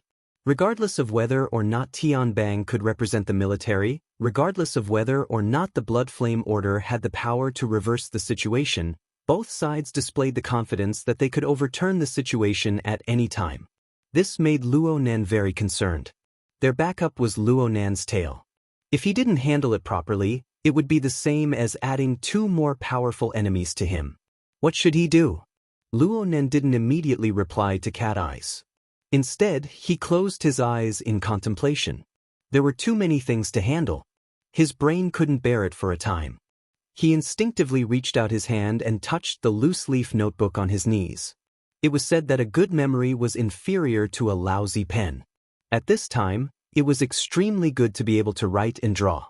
But right now, the car was full of people. If he wanted to do some creative work, he might really be dragged out and tormented. Mo Peng and Mo Han were capable of doing such things. Luo Nan changed his method in a flash. He used the external neuron to open up the drawing software for the flexible e-ink screen in his mind. He created a new blank page and began to toss and turn on it. "Boss, are you asleep?" Cat Eyes urged him for the second time. Luo Nan didn't answer. He organized his thoughts. His goal was very clear. He wanted to retrieve the Wraith sign and then stop the loss line. The discussion just now gave him a hint. Once you have a goal, you need to consider the worst-case scenario and do your best to avoid it. Set a lower limit for yourself. The Blood Flame Order's methods were worth learning, but it was impossible to sever the connection between Luo Nan and the Wraith sign. Any attempt to sever it would be a joke. Once discovered, they would be like ants on a string. No one would be able to escape. In addition, his control over the Wraith sign was number 1. There was no way he could give it away even if he wanted to. Taking a step back, he could only hide it from others. Luo Nan had this ability. As long as he didn't alarm the 2 great gods of his own society, there didn't seem to be anyone else in Xia City who could explore the polar domain. At most, he wouldn't let the Wraith sign appear in the future. Don't let others see it. Hide. Hide. Hide. Huh? Luo Nan's mind suddenly went, ding. A light bulb lit up? This was the feeling. God, he actually forgot about that place. Boss? My boss? Cat Eyes was already about to sing a little tune out of boredom. She changed the way she summoned him.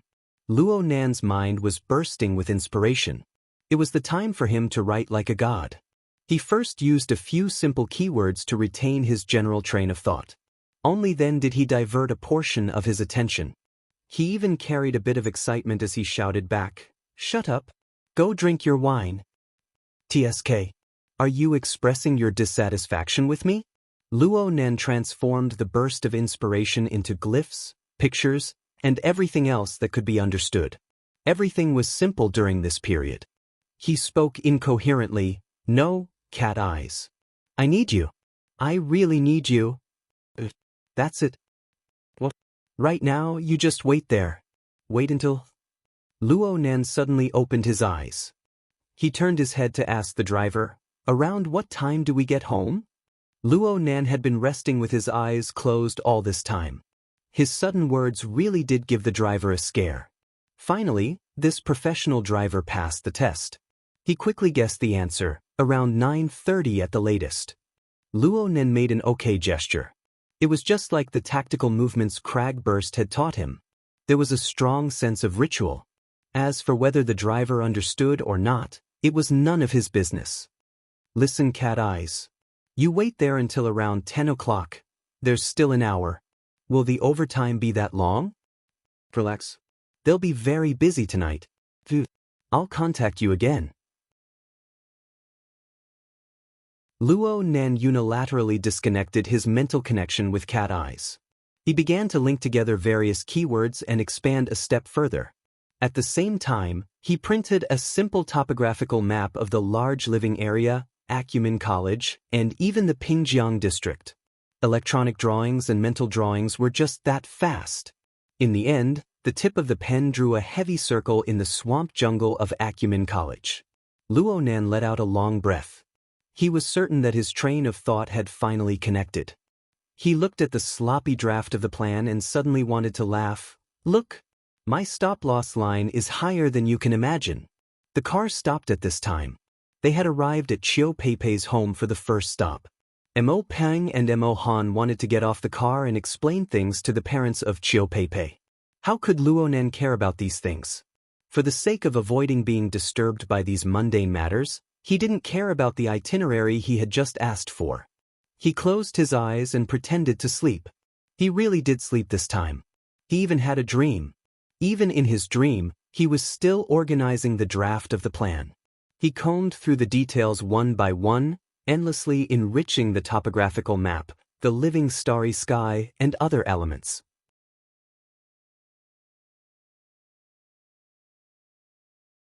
Chapter 4:14. The night sky was misty, and the street lights extended one after another, merging into the lights on both sides. It was the time when the night view of the city was at its most beautiful. The neighborhood was also brightly lit. There were even people holding parties at home. It was very lively. Luo Nen raised his head to look at the night sky. His feet didn't walk in a straight line. It seemed that his eyes were a bit hazy from sleep, and his soul was in a trance. Mo Peng was filled with admiration towards Luo Nan's ability to sleep just like that. At the same time, Mo Peng was filled with admiration towards Luo Nan's ability to mingle in Acumen College by himself. In response, Mo Peng's curiosity was about to climb out of his throat. How did you do it? I didn't see any talent like yours in 6th High. Hey, wake up. Luo Nan pulled his gaze away from the night sky and looked straight ahead. It could be seen that he really hadn't heard it, but his eyes were frighteningly bright. Hey, when did this kid learn to wear contact lenses? They had already arrived at the doorstep of their home. Mo Peng seized the last opportunity to move closer and embrace Luo Nan's neck. Come, tell me, how did you get into that circle? Before he could finish his sentence, the door opened. Luo Shuqing stood at the door and stared at them. What are you mumbling about when you're already home? Who drank? He sighed. Mo Peng's elbow loosened, and he watched as Luo Nen tunneled under his elbow like a loach. He tunneled in and out from Luo Shuqing's side, breaking through the living room's defenses in the blink of an eye. He scuttled up to the second floor and tossed down a few words from afar. I went to bed early today. Mo Haiheng, who was sitting idly in the living room, raised his head. He looks pretty excited. Did he really drink too much? Luo Shuqing was stunned for a moment, and then loudly ordered, I want to take a bath. She faintly heard Luo Nan agree. Only then did she turn her head to stare at Mo Peng. Where did you guys go to play today? Why are you so drunk? Don't you know she's still a minor?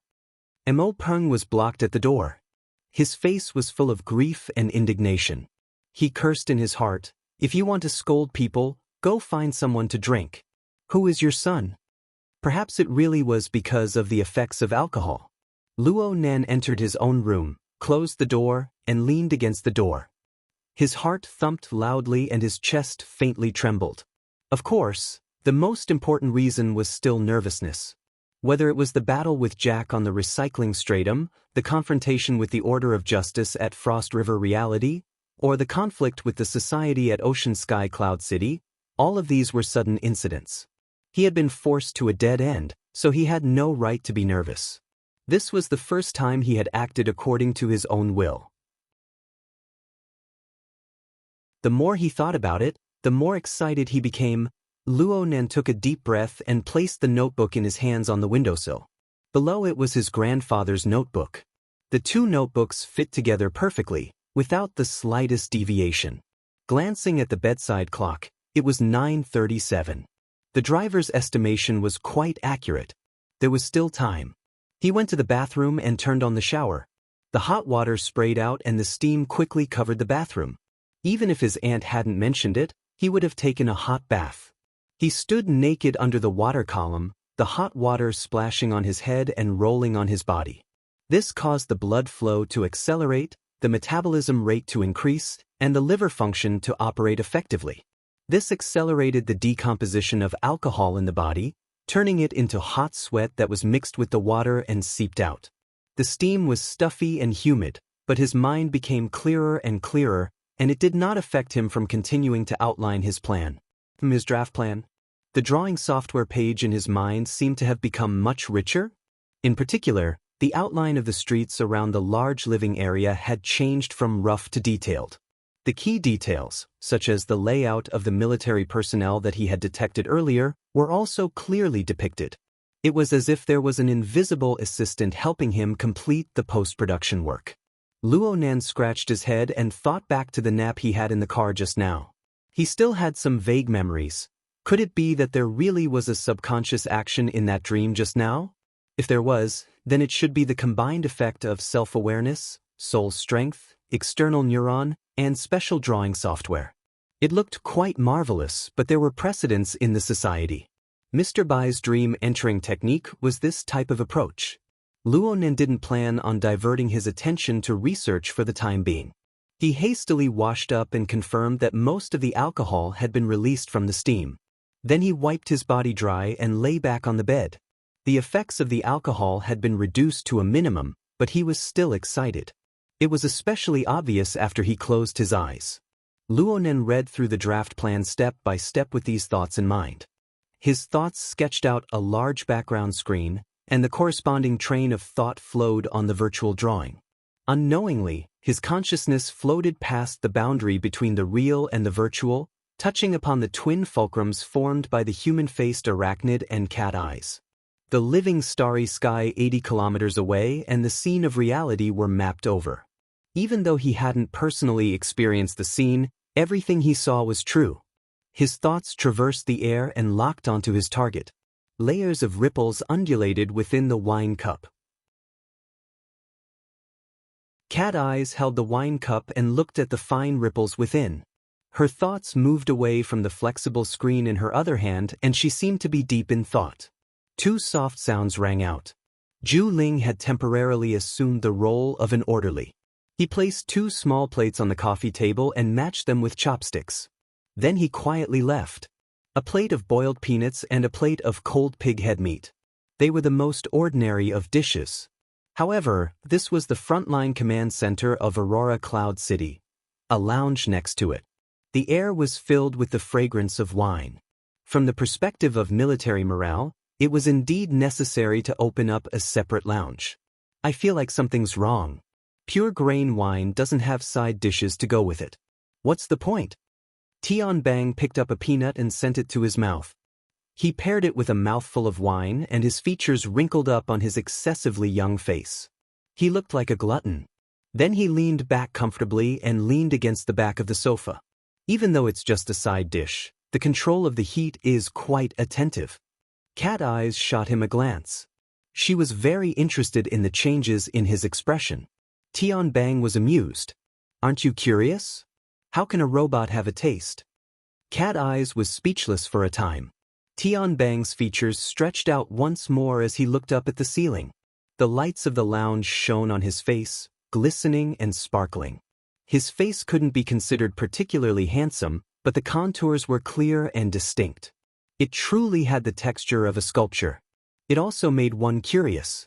What proportion of the metal structure was hidden beneath his skin? He extended 3 fingers and placed them horizontally in front of his face. The human body transformation must retain 3 points. The first is perception. This is the boundary between you and me. The second is thought. Through it, one can grasp the power of experience. The third is emotion. Through this, one can obtain vitality and spirituality. Only by retaining these 3 points, or by strengthening and transforming on these 3 points, can it be considered a success. Cat Eyes swirled the wine in her cup. Are there still people who don't transform like this? Generally speaking, it was after the burner technology appeared. Therefore, I am very grateful to the creator of this technology. It may not be perfect, but it leads to the correct reasoning. Tian Bang stretched out his arms and curled them up. Looking at it with the naked eye, one could see the flow of his muscles. However, Cat Eye's sensitive ears could still hear the fine sound of metals scraping against each other. Having experienced the stupid old-fashioned transformation, I can understand this point even more. I am very envious of those who walk the right path from the start.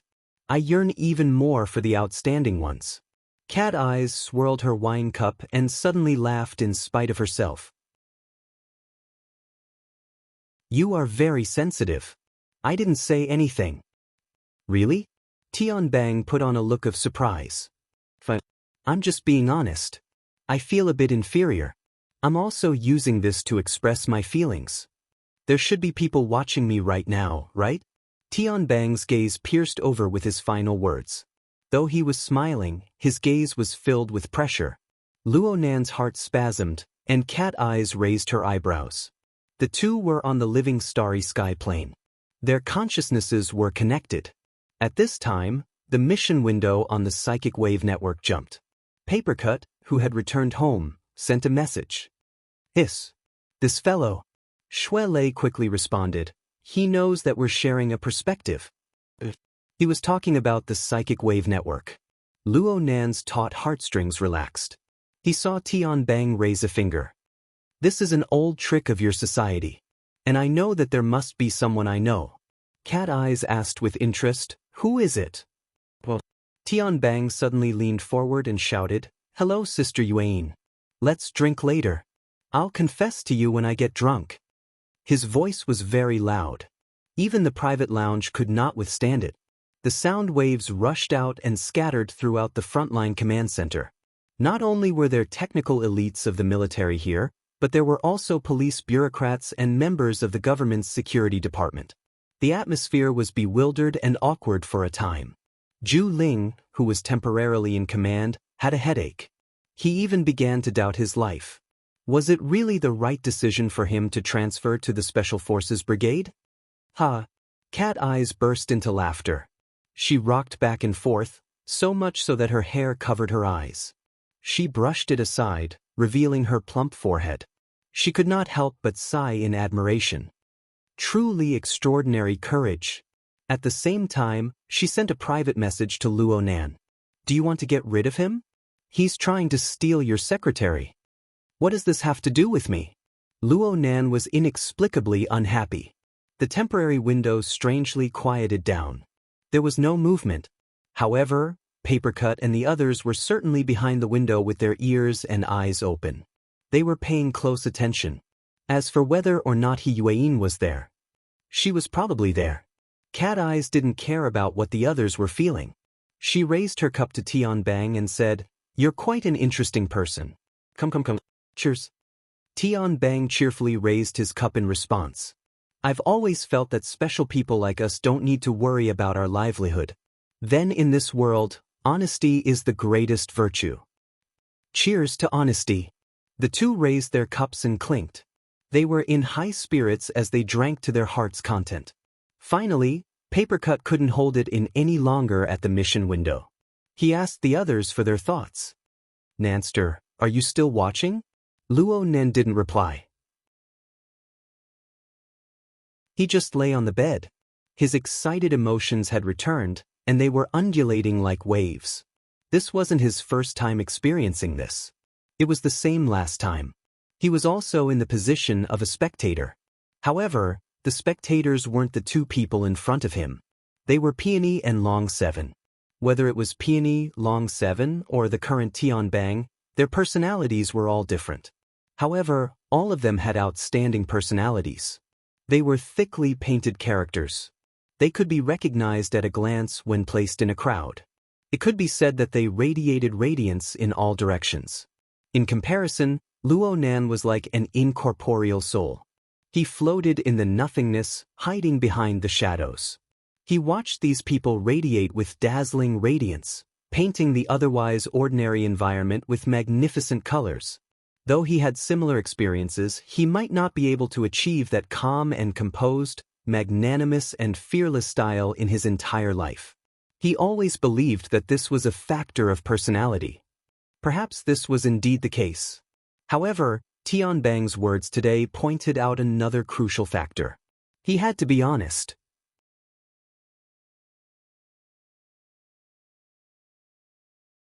Chapter 4:15. Luo Nan had to admit that he was in a bad mood. As for the root of his bad mood, it had been a bit chaotic before, but now it was becoming more and more clear. He was offended. The reason sounded laughable, but it was the truth. Tianbang, this fellow, had a powerful charisma that could make cat eyes gasp in admiration. He used this charisma to forcefully seduce He Yueyin. One was Luo Nan's believer, and the other was Luo Nan's secretary. So Luo Nan knew that even though he expressed his unwillingness to act as a god on the surface, or even in his rational consciousness, he respected He Yueyin greatly.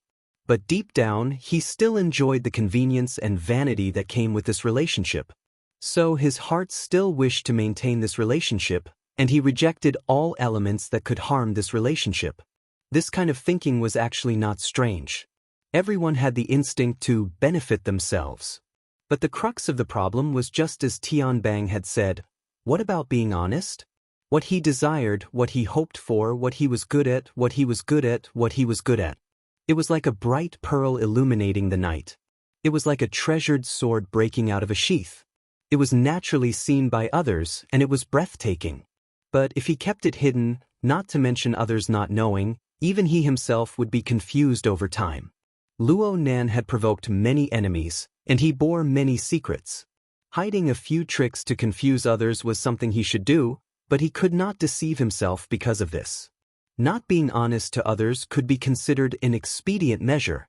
Not being honest to himself was tantamount to burying and self-destructing. F***ck. Luo Nan flipped over and sat up. His two palms slapped his cheeks. He used an unprecedented frank attitude to face his own heart. Fine, he was protecting his food. He was also envious and jealous. He was like a child that had not grown up. He was instinctively protective of his food. He was sufficiently selfish, and he hid all of this under his childish exterior. Moreover, he compared himself with Peony, Long Seven, and Tianbang. He envied their toughness and straightforwardness, and he envied their ease and ease. These two elements were mixed together to contradict and clash with each other. They were tangled and awkward, and they made him subconsciously believe that he was a head lower than these elite figures. In fact, Luo Nan was far inferior in terms of mental maturity. It had nothing to do with his realm. It had nothing to do with his nature being good or bad. He just could not get past the hurdle in his heart. He had to be honest to himself. Luo Nan let out a long breath. His upper body slapped down heavily, and he lay down once more, closing his eyes. At this moment, his eyes could not see and his ears could not hear. But with cat eyes and the human-faced arachnid as a fulcrum, his thoughts expanded to encompass the enormous Aurora cloud capital and its surrounding region. The body is here, but the heart is there. The soul has not moved, but the intention has come. Luo Nan's body and soul were still 80 kilometers away, but his consciousness was flowing in the air above the large living area. He was like a mysterious eye that knew all things. The night spread out under their feet. The skyscrapers, the campus, and the jungle in the distance formed the background. Brilliant lights and neon lights gathered like the sea and flew like fog, engraving the traces of human civilization consciousness in every corner of the light, turning this area into a bustling place and a city that never sleeps. At this time, the skyscrapers were still crowded with people. Tourists and players shuttled up and down, completely unaware that there were military personnel standing guard at every key point. They were gradually diverting the flow of people. Of course, the The flow of people was endless. Cloud City Water Village had many five-star hotels, over 1,000 large and medium-sized companies and shopping malls. The tourists, residents, and overtime workers numbered in the hundreds of thousands. Even the military and the government could not control this flow of people in a short amount of time. If they were to act too hastily, there might even be chaos. The military and the government could not control this flow of people, but in a certain sense, Luo Nan could. On the mental plane, where matter photons were unable to reach, the turbid flow of emotions, spirituality, and thoughts interweaved and surged violently. Perhaps there was a difference between the pure and the turbid, but when they came together, the pure became turbid, and the turbid became even more turbid. The layers crisscrossed and became chaotic. However, Luo Nan's mysterious eye bestowed a unique order to the turbid flow through his clairvoyance. The living starry sky covered as far as his mental senses could reach. The lives, desires, thoughts, and spirituality of tens of thousands of people were combined and mapped. They transformed into life sketches, forming groups of astrological constellations. Through this form, every person's imprint throbbed within the living starry sky. In the end, they converged into a hazy river of stars that stretched across the horizon. The radiance of the converging stars was far too dazzling. If one stared at it for a long time, one would see a boundless expanse. It was like a desert of light. And the core of the bright radiance was Luo Nan's self-formate. He resided at the very center of millions and millions of stars. He became the core of the operation of the starry sky. Formatting theory bestowed this ability upon him. He wanted to maintain. No, he wasn't frank enough. The more straightforward answer was that he didn't want to be inferior to anyone. He could even go a step further. It didn't matter if he was low-key or high-key. He wanted to become the core of the crowd. He wanted to be the most unique one. In the past, he clearly loathed this type of fellow who didn't say what he meant. He believed himself infallible. So it was like repelling each other? The problem was he unable to do it? His body and soul had yet to move. Only a strand of his consciousness remained here. It was equivalent to opening a client, logging onto the network, and engaging in a marvelous strategy game. As for the medium of operation, in the depths of nothingness, the malevolent human-faced arachnid's 8 legs moved. It stealthily leaped from one curtain after another on the mental plane. It was the same as swimming between the densely packed stars of the living starry sky. It was like a dark specter flitting past a window. It could transform into a deathly nightmare at any time. Its long, sharp legs cut into the window and preyed upon the unaware life force and spirituality within. Because of this, Luo Nan could practically obliterate any person covered by the living starry sky at any time. He was the ruler of these thousands upon thousands of lives. And a mere human-faced arachnid was just the tip of the iceberg of his completely sealed system. His body and soul had yet to arrive, but his thoughts came first. He used reality as the background and lives as the chess pieces. He stirred the vortex of wind and clouds. Whether it was Tian Bang, Peony, or Long 7, who could do this? Wasn't this what made him unique? Wasn't this a height that others would never be able to reach? Suddenly, Luo Nan tore away his skin that was on the verge of rotting. He fiercely pounded his own chest with a fist. His consciousness rumbled. Does this feel good? The wraith sign let out a soundless roar and suddenly sped up its pace. It made a few consecutive leaps and quickly approached the material plane. At this very moment, the wraith sign no longer concealed its tracks and traces. It no longer concealed its intense desire to prey. Instead, it followed its instincts to forcefully absorb the various waveforms of the airflow. It sniffed and locked onto its target, aiming its ugly mouthpiece at the target it had long since confirmed. Luo Nan confirmed that there was no mistake about the target, so he unlocked the final privileges of the wraith sign. Go, the game has begun. The mental plane and the material plane converged noiselessly. The window was like a decaying and frail ruin. It collapsed in an instant. The occupant inside was completely unaware until the ice-cold claws of the demon pierced through it. A sharp screech surged and spread from the boundary between the mental and the material plane at this time. In the lounge of the frontline command center of Aurora Cloud City, Tianbang's wine cup stopped by his lips. He paused for a moment before withdrawing it. He faced Cat Eyes across from him and said apologetically, "It looks like we can only chat back." Human-faced arachnid, huh? Cat Eyes raised her cup in response. "I wish that both of us will get what we want." Tianbang didn't fully understand this well-meaning congratulatory speech. Then Zhu Ling's voice came from next door in the next second, "Enemy attack. Fragrant bait number 4. A second later, Zhu Ling hurriedly pushed open the door to the lounge. He stood straight and saluted. "Major General Tian, the direction of the target has been confirmed. Fragrant bait number 4 has been killed in the southwest."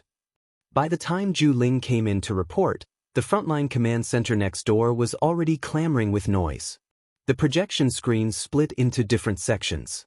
It summarized the surveillance information from the sky, every important floor, ground, and underground. There were also various waveform monitors that dazzled the eyes. Common and uncommon waveform images and data were displayed in rows and rows. Every second, there would be an obvious and unobvious refresh. Tianbang maintained his original sitting posture. He held his wine cup in a leisurely manner. He didn't need to go to the command center.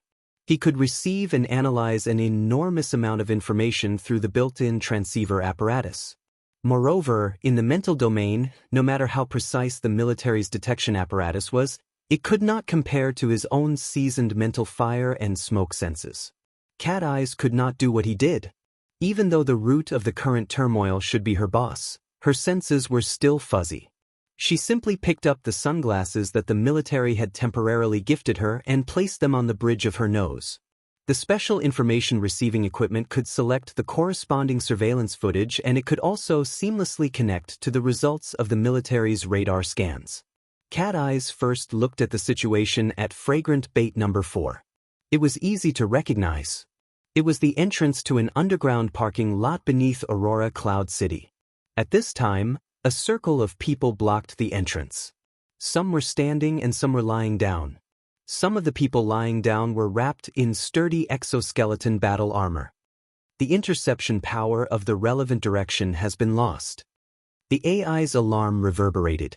Actually, there was no need to say much.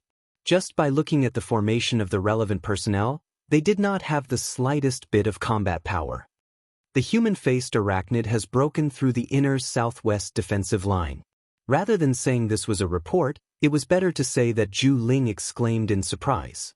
Tianbang did not give any instructions because at this moment, the consciousness of this B+ rank burner was wrapped in intense mental fire and smoke.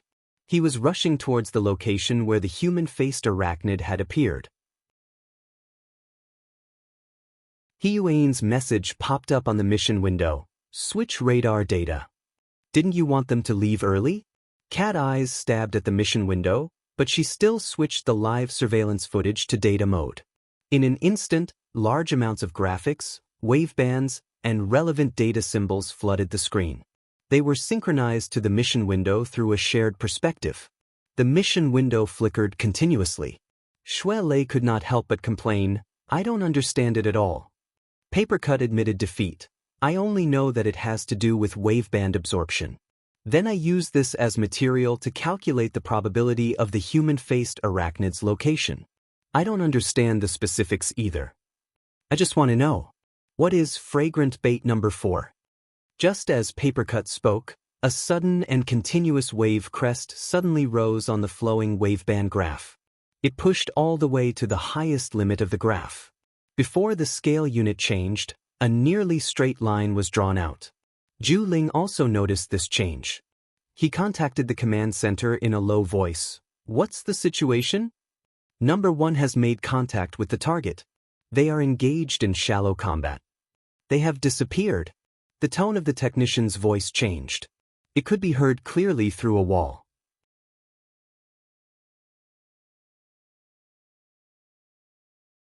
Chapter 416.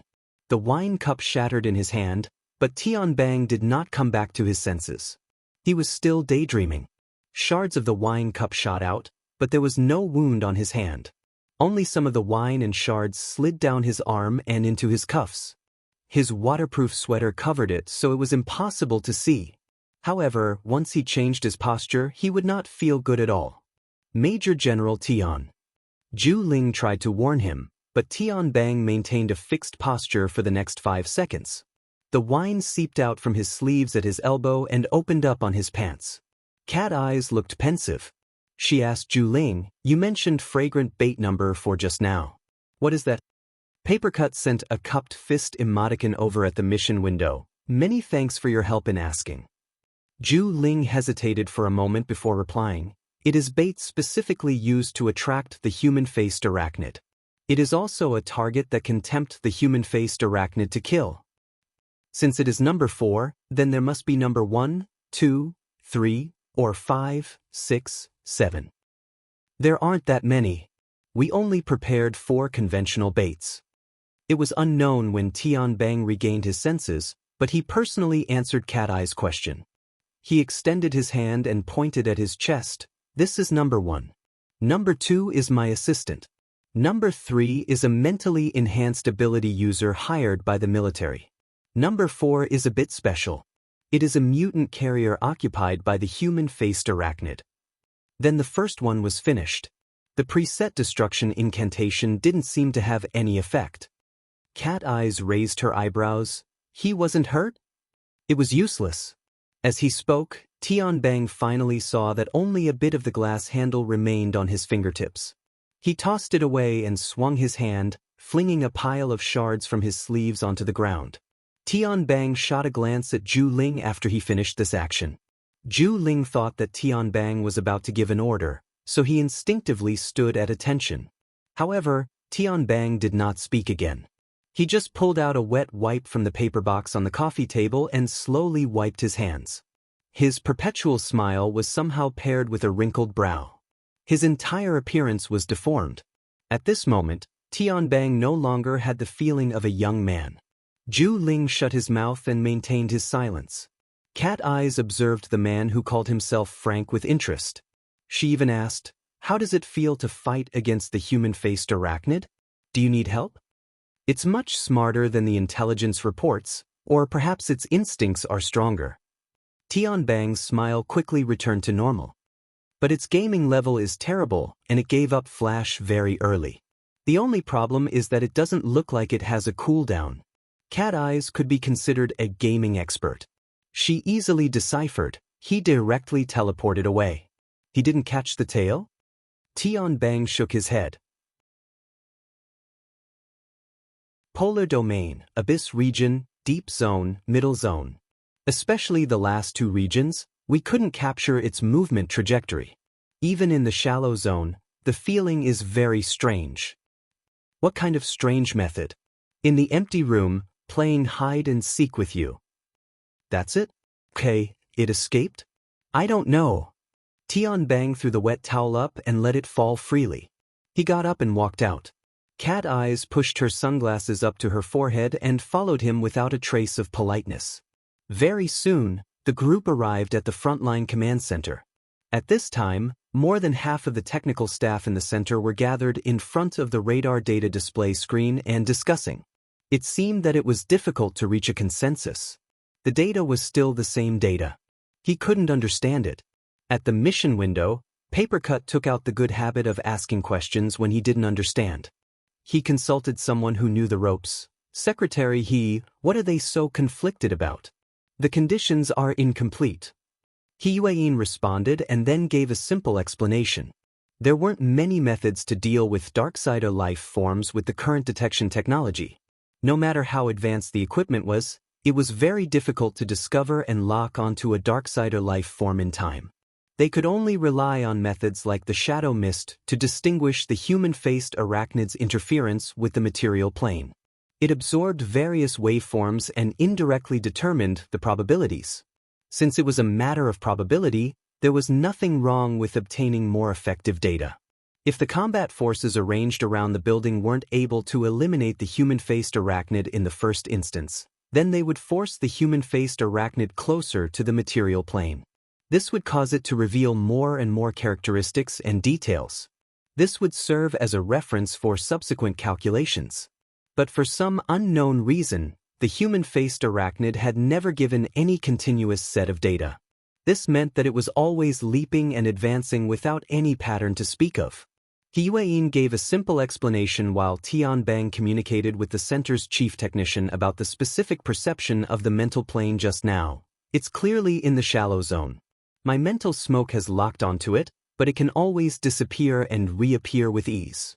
It's like a flash, teleportation, and other such skills. No. Don't be misled by my description. What I mean is, it's like a flat space. There are invisible folds that the arachnid can perceive and utilize at any time. These folds provide cover for the arachnid. Do you understand what I mean? It was clear that the chief technician's comprehension ability in this area was far inferior to his attainments in numbers.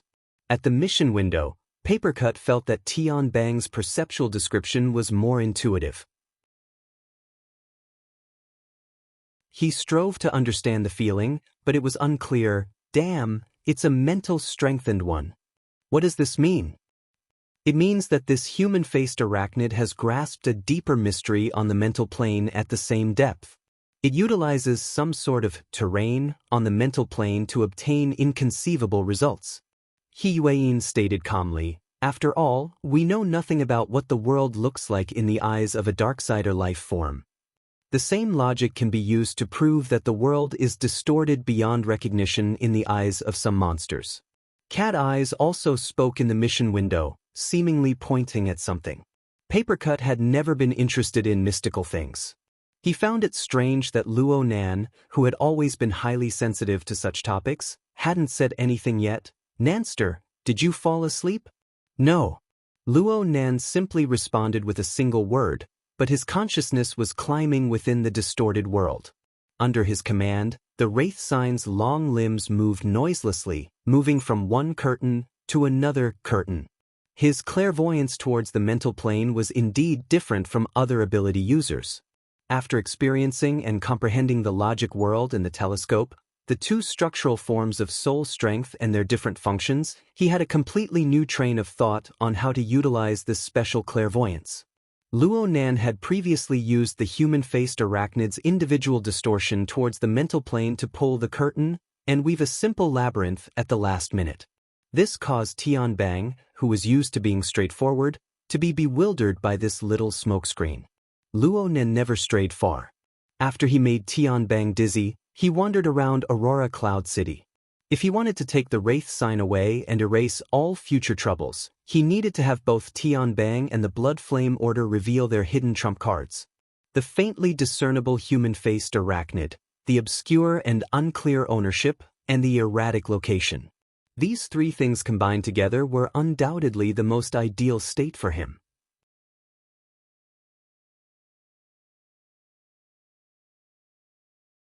Chapter 417. From Luo Nan's ears, the incantation sound was weak and oppressive. It was like a whisper, but it continued on without end. It was like an undercurrent of a mountain stream. It flowed downwards and guided the mind.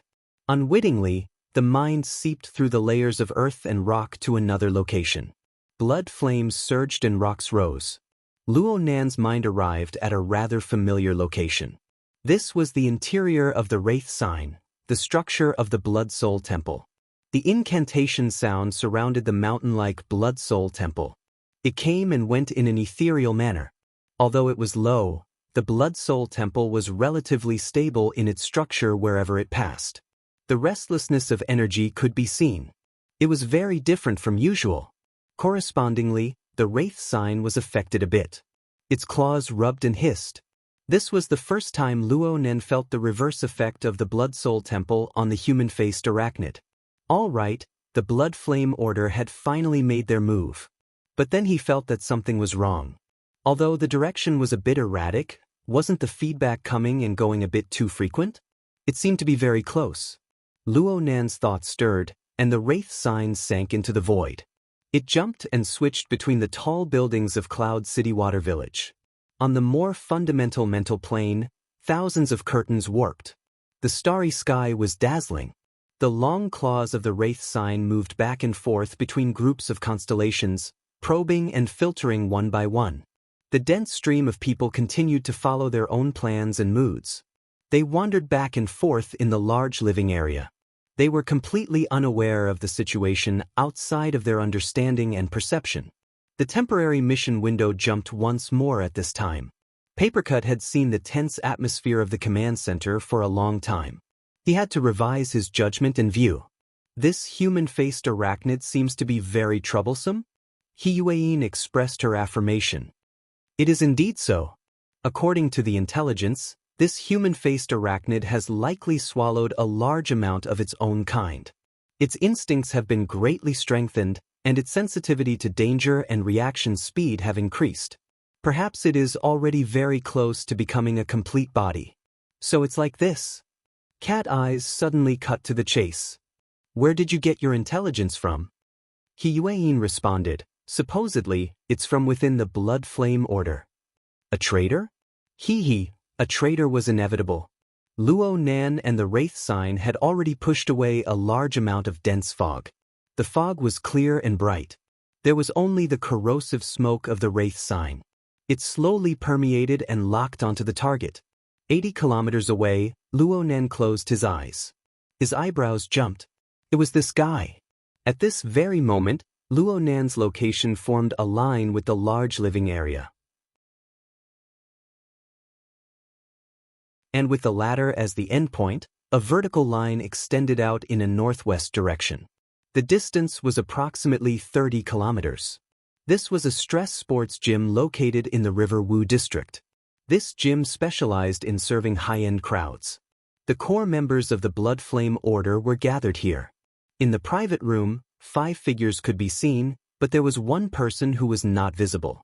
Mo Luan, the most senior elder of the order, was not in a good mood. The pressure was like an invisible dark cloud that covered the entire room. Yin Lu stood with her head lowered. She was extremely depressed and didn't speak or move. Meng Chong and Wu Kuei were about the same.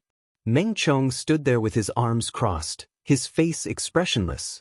Wu Kuei was in the corner, silent. Jiang Yuanjun, who was more active, was pacing back and forth in the room, restless. The light from the projection shone down, displaying a bird's-eye view of Cloud City Water Village. The angle was very good. With Aurora Cloud Capital as the center, the 7 skyscrapers were all included, but that was all. They practically knew nothing about the enemy's arrangements in this area. Mrs. Halder wore a black dress. She sat upright in front of the projection. Light flooded over her body and streaked across her dignified, snow-white face. Her face was expressionless from beginning to end. Only when Jiang Yuanjun couldn't help but speak did she stop in front of her and ask in a deep voice, "Ren Hong still hasn't arrived?" Jiang Yuanjun responded, "He's quite far away. He just said that he would arrive soon." "What about the purchased information?" A moment later, Wu Kuei, who was in charge of the information, answered, "It's done." In the next moment, a series of red and blue dots of light appeared on the projection. Compared to the recorded image, it was rather crude, but it was worth nearly 10 million. Mrs. Halder didn't say anything else. She tilted her head slightly to look at the projection. The 10 million level of real-time information wasn't too detailed, but it could at least give her a general understanding of the situation. Mo Lun had the same thoughts as her. He opened his mouth for the first time to decipher the information. The deep blue walkers have moved out. Looking at their distribution, they're sparse but not dense. They're shifting frequently. This is a search formation. They're expanding the range of the format of fire to the greatest limit. With the instincts of the mold, the possibility of bypassing this dangerous area is very small. Then why aren't you going to save them? Jiang Yuanjun stomped her feet anxiously. It looks okay. Mrs. Halder's lips hooked up. It's impossible to deal fatal damage to the mold in this sort of situation. The other side is rather polite. At the very least, it's a bit different from the previous human-faced arachnids. Do they want to capture it alive? Mo Luan's thoughts sank even deeper. The possibility is very high. Mrs. Halder shook her head slightly. In that case, Ren Hong is a traitor.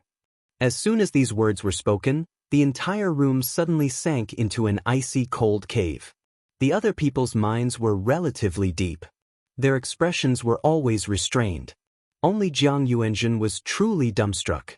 A second later, his entire body jumped up. Preposterous! Jiang Yuanzhen's lips were trembling. Renhong is a priest. He's nothing if he leaves the order. He's not an idiot. This sort of judgment is too hasty. Mrs. Halder turned her face over. She no longer looked at the projection. Her calm and ice-cold gaze looked straight at Jiang Yuanzhen. From the current information, is the military targeting the human-faced arachnid or the order? The order. In that case, the human-faced arachnid is just an excuse. It doesn't matter if they capture it or kill it. But why are they still entrenched in Cloud City Water Village? Why are they spending so much effort to play hide and seek with the human-faced arachnid? Because they want to find evidence. If you wish to incriminate someone, you can always find a pretext. Whether it's the Order or the Castle Consortium, they aren't pure little white sheep. The relevant files are in the hands of the government and the military. They can fill up a cabinet at the very least. Why do they need to seek a faraway solution? Then, from our standpoint, we can only consider this. The human-faced arachnid is useful to them. The mold is useful to them. The Blood Soul Temple is useful to them. Then tell me, old Jiang, what kind of people is the Blood Soul Temple most useful to? Jiang Yuanzhen was stupefied. He didn't respond. Instead, Yin Lu spoke in a hoarse voice, the Blood Flame lineage. The Blood Flame lineage needs the Blood Soul Temple. And the Blood Flame lineage will more or less contact the military. Am I right? Jiang Yuanzhen's sweat poured down like rain. The expressions of the others weren't any better. The special doctrine of the Blood Flame Order determined that they would rise on the battlefield and fall in peace. For this reason, the Order's hidden power within the military had always been relatively strong. The Orthodox branch of Xia City was able to participate in the Frost River Reality Project with the identity of a declining order. They were even able to dispatch management personnel. This explained a few problems. However, a divided order also divided its corresponding network of people. If this branch could have hidden power within the military, then the other branches could do the same. After all, for the Blood Flame lineage, this was the strongest and most direct source of power. This perfectly explains Renhong's defection. He is nothing after leaving the order.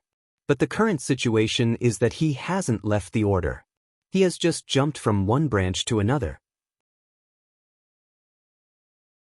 Moreover, there is one thing that we are unable to give him, but it is also a serious hindrance to him.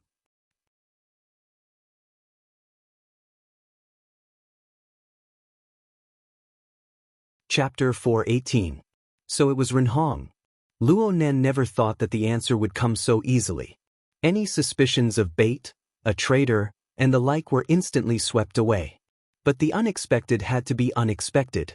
Luo Nen didn't really understand Renhong. He just knew that he was a true big shot in the business of the Blood Flame Order. He was much stronger than Yin Lu, who was distracted by other things. Among the priests of the order, his importance was second only to Lady Halder. Many times he acted as the substitute priest. How could such an important person betray just like that? Several deep blue walkers took up a defensive formation, surrounding Renhong within. They were tightly protected, and this directly proved this person's position. Renhong was at the center of the formation. He pressed his palm against the ground and muttered an incantation. Since this was the lowest level of the underground parking lot, there was thick soil beneath the cement floor. Renhong used it as a channel to continuously absorb energy. He formed a nearly substantial incantation to bless his body. A low rumbling sound was heard. Someone was contacting him. Coincidentally, Luo Nan sensed the two fulcrum points on the other side of the call. Tian Bang was on the other side. He was in the command center. In front of everyone, he spoke softly, "How is it?" The image displayed on the central hologram was the real-time situation of the underground parking lot. Several deep blue walkers wore protective visors, but Renhong only wore priest robes. He didn't have anything covering him. Cat Eyes pushed aside the messy hair in front of her eyes and clicked her tongue. Ren Hong was a big shot in Xia City. Of course she recognized him. Ren Hong also noticed that Tian Bang used the public channel to contact him. His expression was very ugly. But since he had done something, he had to bear the corresponding consequences. In the end, he simply lowered his eyes and focused on the leaping spiritual light on the ground. There's already a reaction. The mold is still nearby. It views us as prey. It's greedier and more powerful than we imagined. This means that its basic qualities are extremely good. After becoming a sacrificial artifact, we can hold high expectations. Tian Bang inquired, "What about the specific location? Can you control it?" Ren Hong didn't even raise his head. You guys from the restraining faction are all thinking about this sort of thing. You are too. I just want to see the perfect blood flame willpower. I want to verify my life's worth of learning. And that businesswoman will never be able to do it in her entire life. The scene of the public channel was transmitted to the mission window through Cat Eye's shared perspective. An impactful answer. This caused Papercut to only send out a dumbstruck emoji. Then, Ren Hong's seemingly unintentional counterattack caused Papercut to be unable to hold back from sending out a voice message. F***CK these guys? Oh my god. Cat Eyes also sent a message. The Blood Flame Order is so awesome. Do you know about the He clan? Shui Lei could only send an "I'm confused" emoji. Who is this person? What's that Tai Control faction? Papercut kindly introduced Ren Hong's identity to him and said, the Binding Control faction is a branch of the Blood Flame Order. It involves the interpretation of the Blood Flame Order's teachings. It's rather complicated, so I'm not too clear on it. But all you need to know is that the Blood Flame Order of Xia City and this control faction are absolutely mortal enemies. As he spoke, Papercut was puzzled. This bro Tianbang is too direct. Is it really all right to discuss the matters of a secret order in public? He's an active general. He Yueyin explained, at the end of the 80s, the Restraint faction had already cooperated deeply with the military and participated in many experimental missions. It's just that their secret rank is very high, but their reputation isn't that prominent. I've had dealings with Tianbang before, but I didn't know that he had such a close relationship with this branch. Then what is this now? He Yueyin didn't reply. It was impossible to determine whether this operation was a continuation of the hatred between the Blood Flame Order's factions or a request from the military for in-depth experiments. Or perhaps it was something else. At this time, the public channel was on the right track. Tianbang displayed a magnanimous attitude.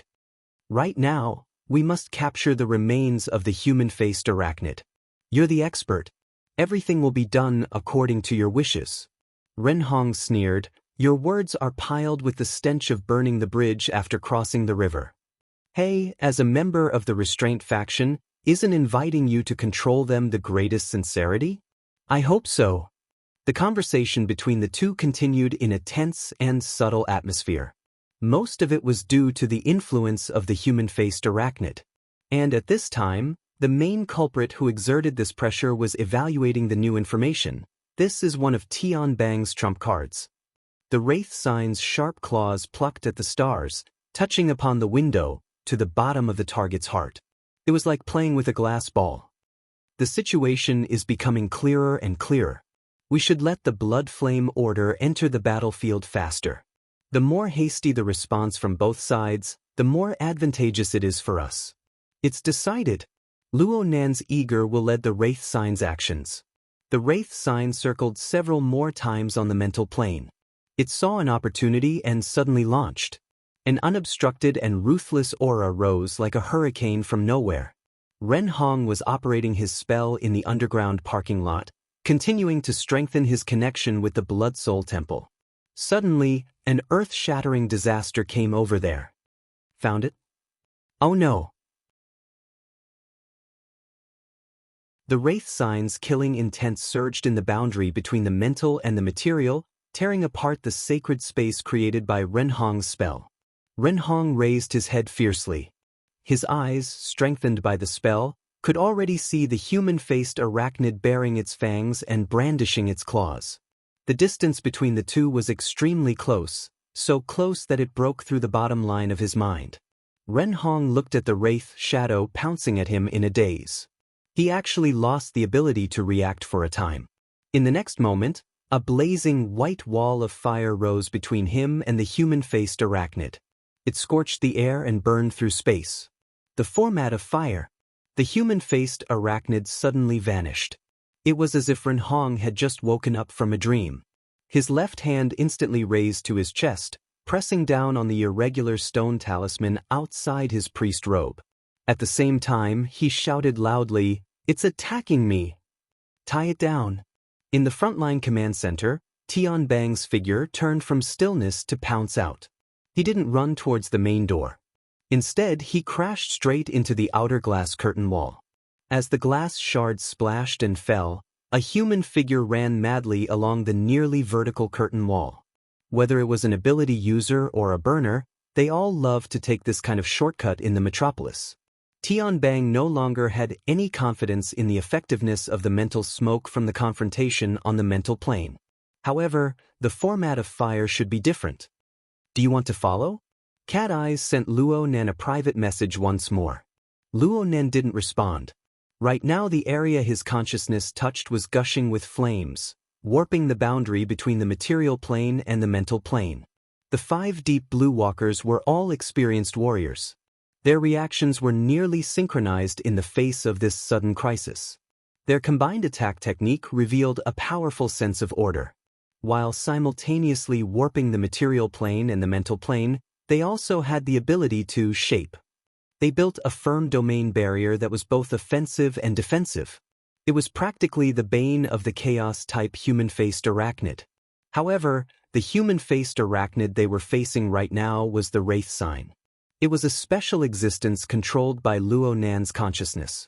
Behind the appearance of chaos, there was actually a strict framework of order that supported it.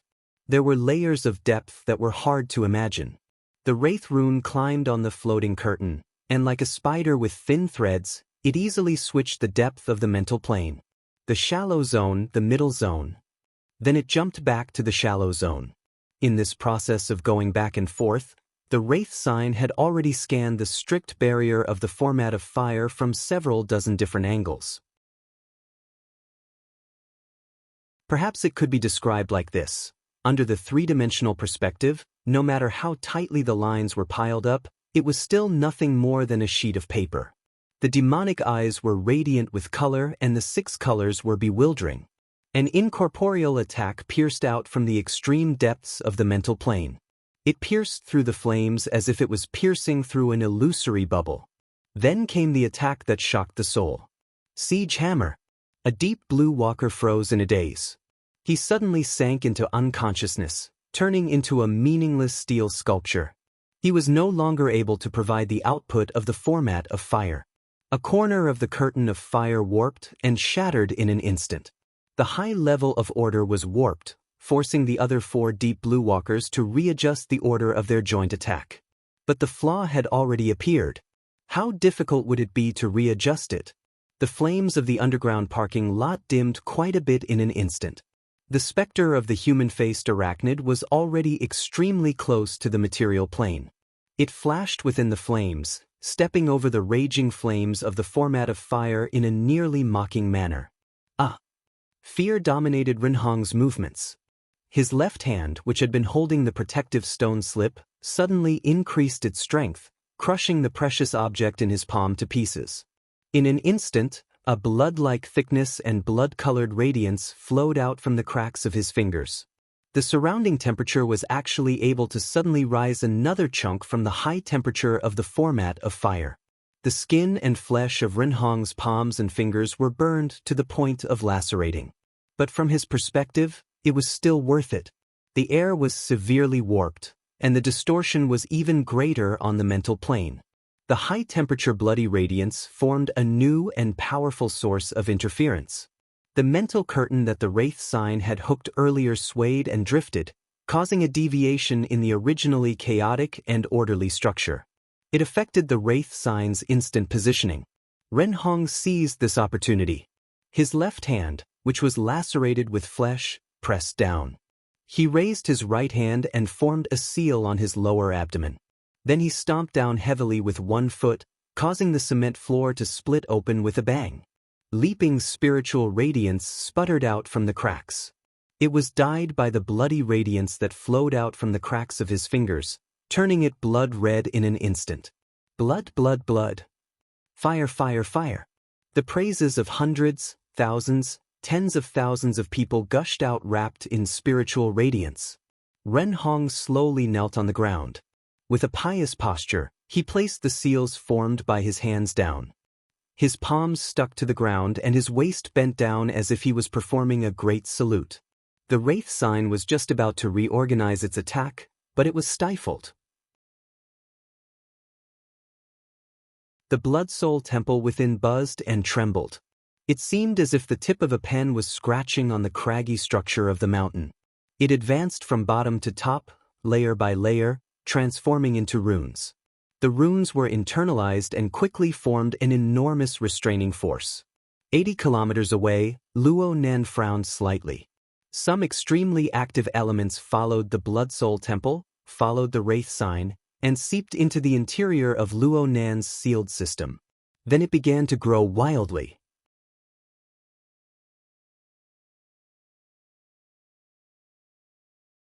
Chapter 419. Under the catalysis of Ren Hong's spell power, the Blood Soul Temple underwent a reshaping type of growth. Luo Nan did not know the origins of the protective talisman that Ren Hong crushed. A large amount of highly condensed spell power was accumulated inside. It was used as a seed, and it utilized a secret technique to absorb large amounts of faith power from the believers of the order through the earth and soil. After being controlled and transformed, the faith power was poured into the Blood Soul Temple in an unending stream.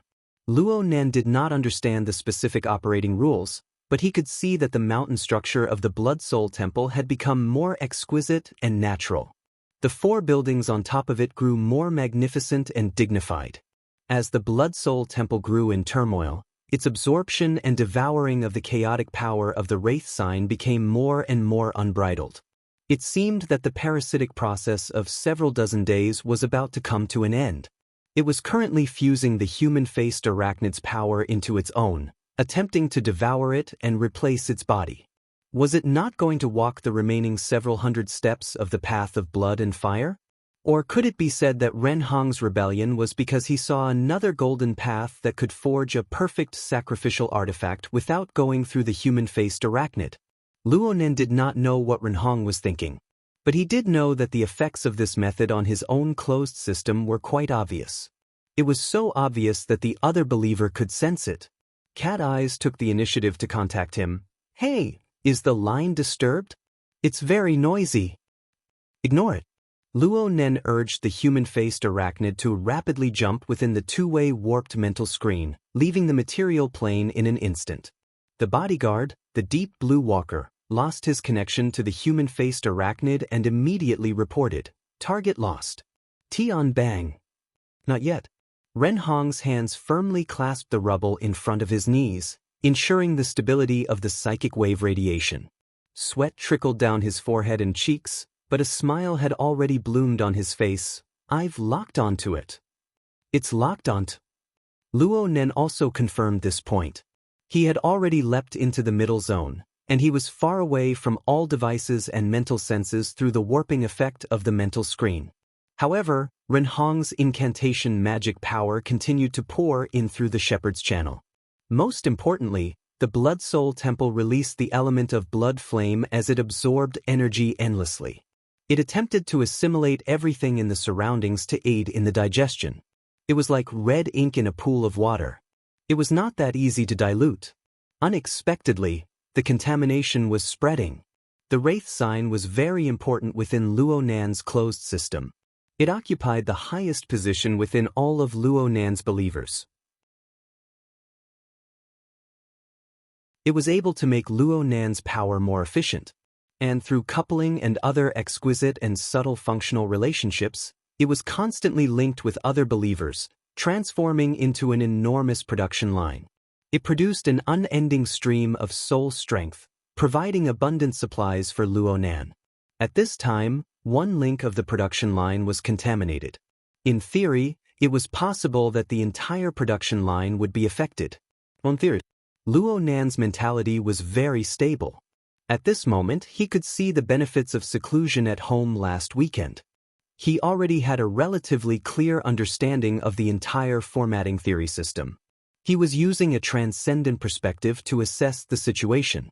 This was because Luo Nan's status in this system was that of a factory owner. In other words, the analogy of pool and red ink was also very appropriate. In an interconnected pool system, the red ink in the upstream pool would pollute the downstream pool, but no matter what, it would be very difficult to go upstream and pollute the source. Luo Nan was the source of the pool system. He was the factory owner who could shut down the production line at any time. Within the closed system he built, this determined the difference between a superior and an inferior position. It determined the absolute control that Luo Nan enjoyed. Even though the power of the Blood Soul Temple followed the internal connections of the closed system and spread endlessly, it was unable to corrode Luo Nan himself no matter what. As for Luo Nan, what he needed to do was very simple. He pressed down with a clear and distinct will, directly severing the coupling connection between the Wraith sign and the other believers. He made the Wraith sign independent. The expansion momentum of the Blood Soul Temple's power was easily severed.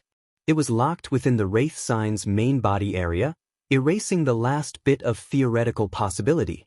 The Blood Soul Temple was still engulfing and assimilating the Wraith sign. Under Renhong's full power, the momentum was quite fierce. However, this vice ablatum of the Blood Flame Order never realized from beginning to end that the Blood Soul Temple, which he had entrusted his heart's blood and sweat, had already suffered a crushing defeat on a certain level.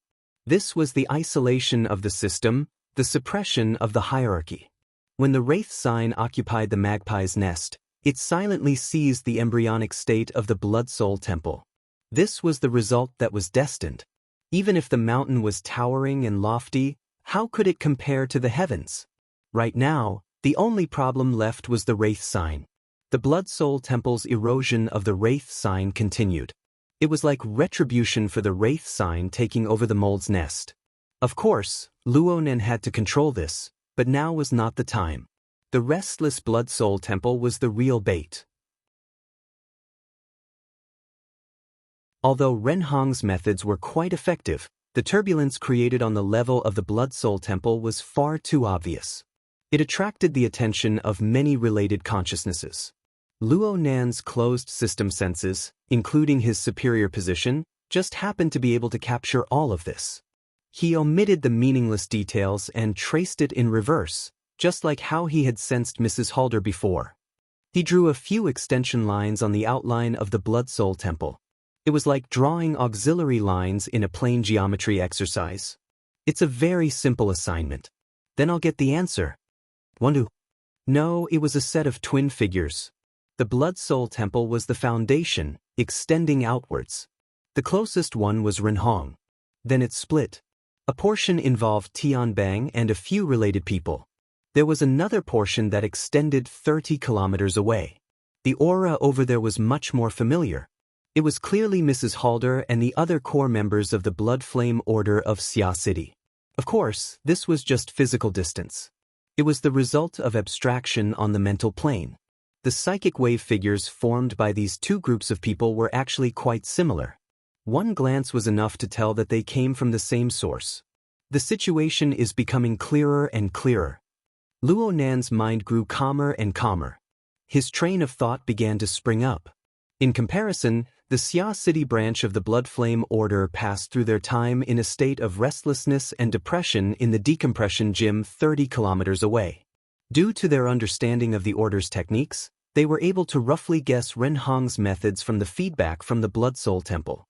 Mo Luan's gloomy thoughts filled the air. That traitor no longer has any misgivings. Yinlu was even more urgent. She pressed her hand against her chest and faced Mrs. Halder, strongly declaring her position. Boss, let me do it. I can cut off the psychic channel. I absolutely won't let Renhong succeed.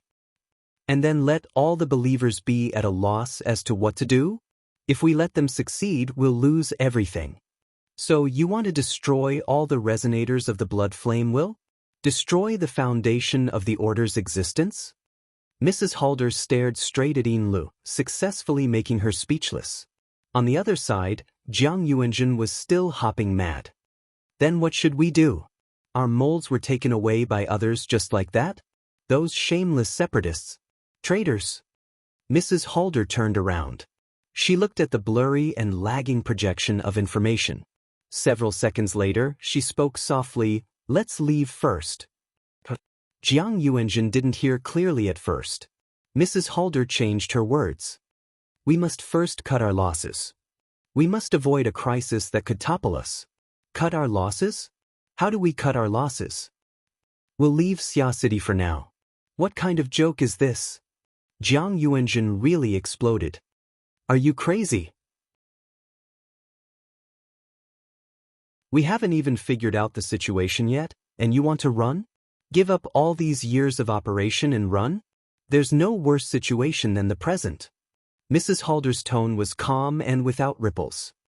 Old Jiang, you watched Renhong grow up. He's also the most outstanding talent the order has nurtured in recent years. Don't you trust his judgment? Huh.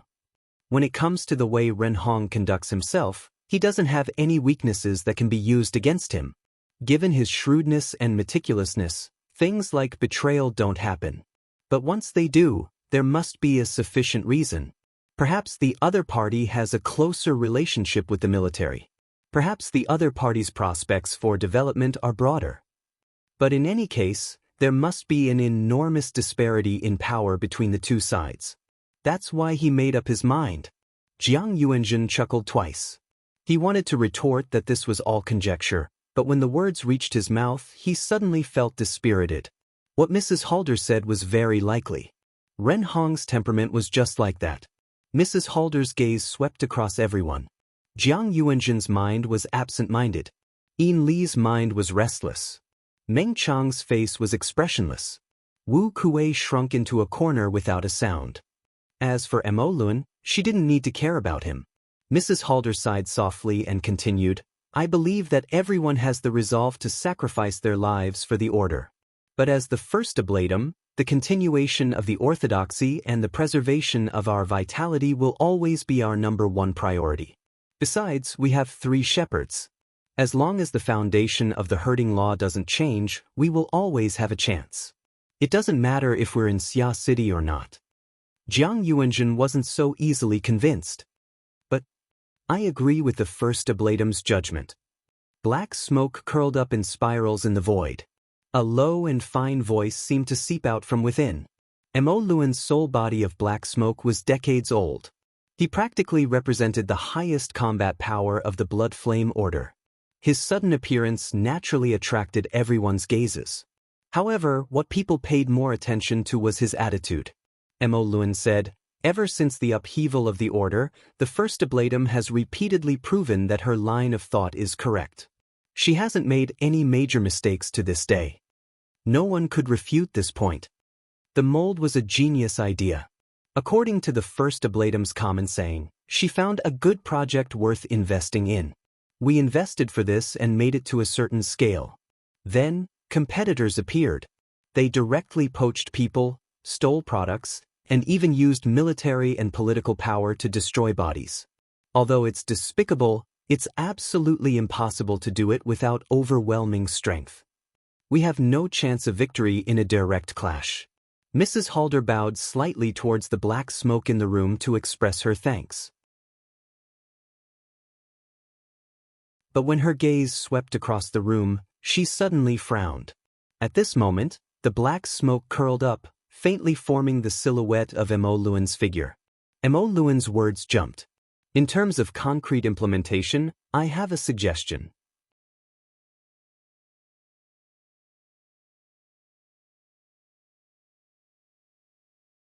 Chapter 420. Right now, a normal investment project has been turned into a hostile takeover by the other party. However, we still hold a certain amount of shares. We can make some changes and turn it into a bet. We'll bet on the ownership of the sacrificial artifact in the future. Elder Emolun. Madame Halder's eyes focused and locked onto the coiling black smoke in front of her. From her point of view, this was just a variant of Jiang Yuanjun and Yin Li's irrational argument. We no longer have the capital to raise the stakes. Yes, I do. I just need a little. The shadow of the black smoke soul body pointed at itself. I'm enough. No! Yin Lu and Jiang Yuanjun spoke up at the same time. Yin Lu didn't really understand what Mo Luan meant by bet, but that didn't prevent her from understanding his resolute intentions. She pressed down hard on her chest, almost crushing her heart. You are the Order's stabilizing force. No matter what we do, we can't let you charge ahead. You bunch of people. Jiang Yuanjun clenched her fists and waved them as if she was fighting someone. You're making things complicated. Complicated? That's a dream you'll live in forever. An angry rebuke suddenly rose from the black smoke, instantly subduing everyone present. The entire room sank into silence, and the atmosphere froze. After the roar, the condensed black smoke began to drift away. The figure gradually faded, and Mo Luan's voice seemed as soft as smoke. I only have a smattering of the efficiency investment theory. But I know that without a sacrificial artifact or an extraordinary, the blood flame order can't transcend the secular world.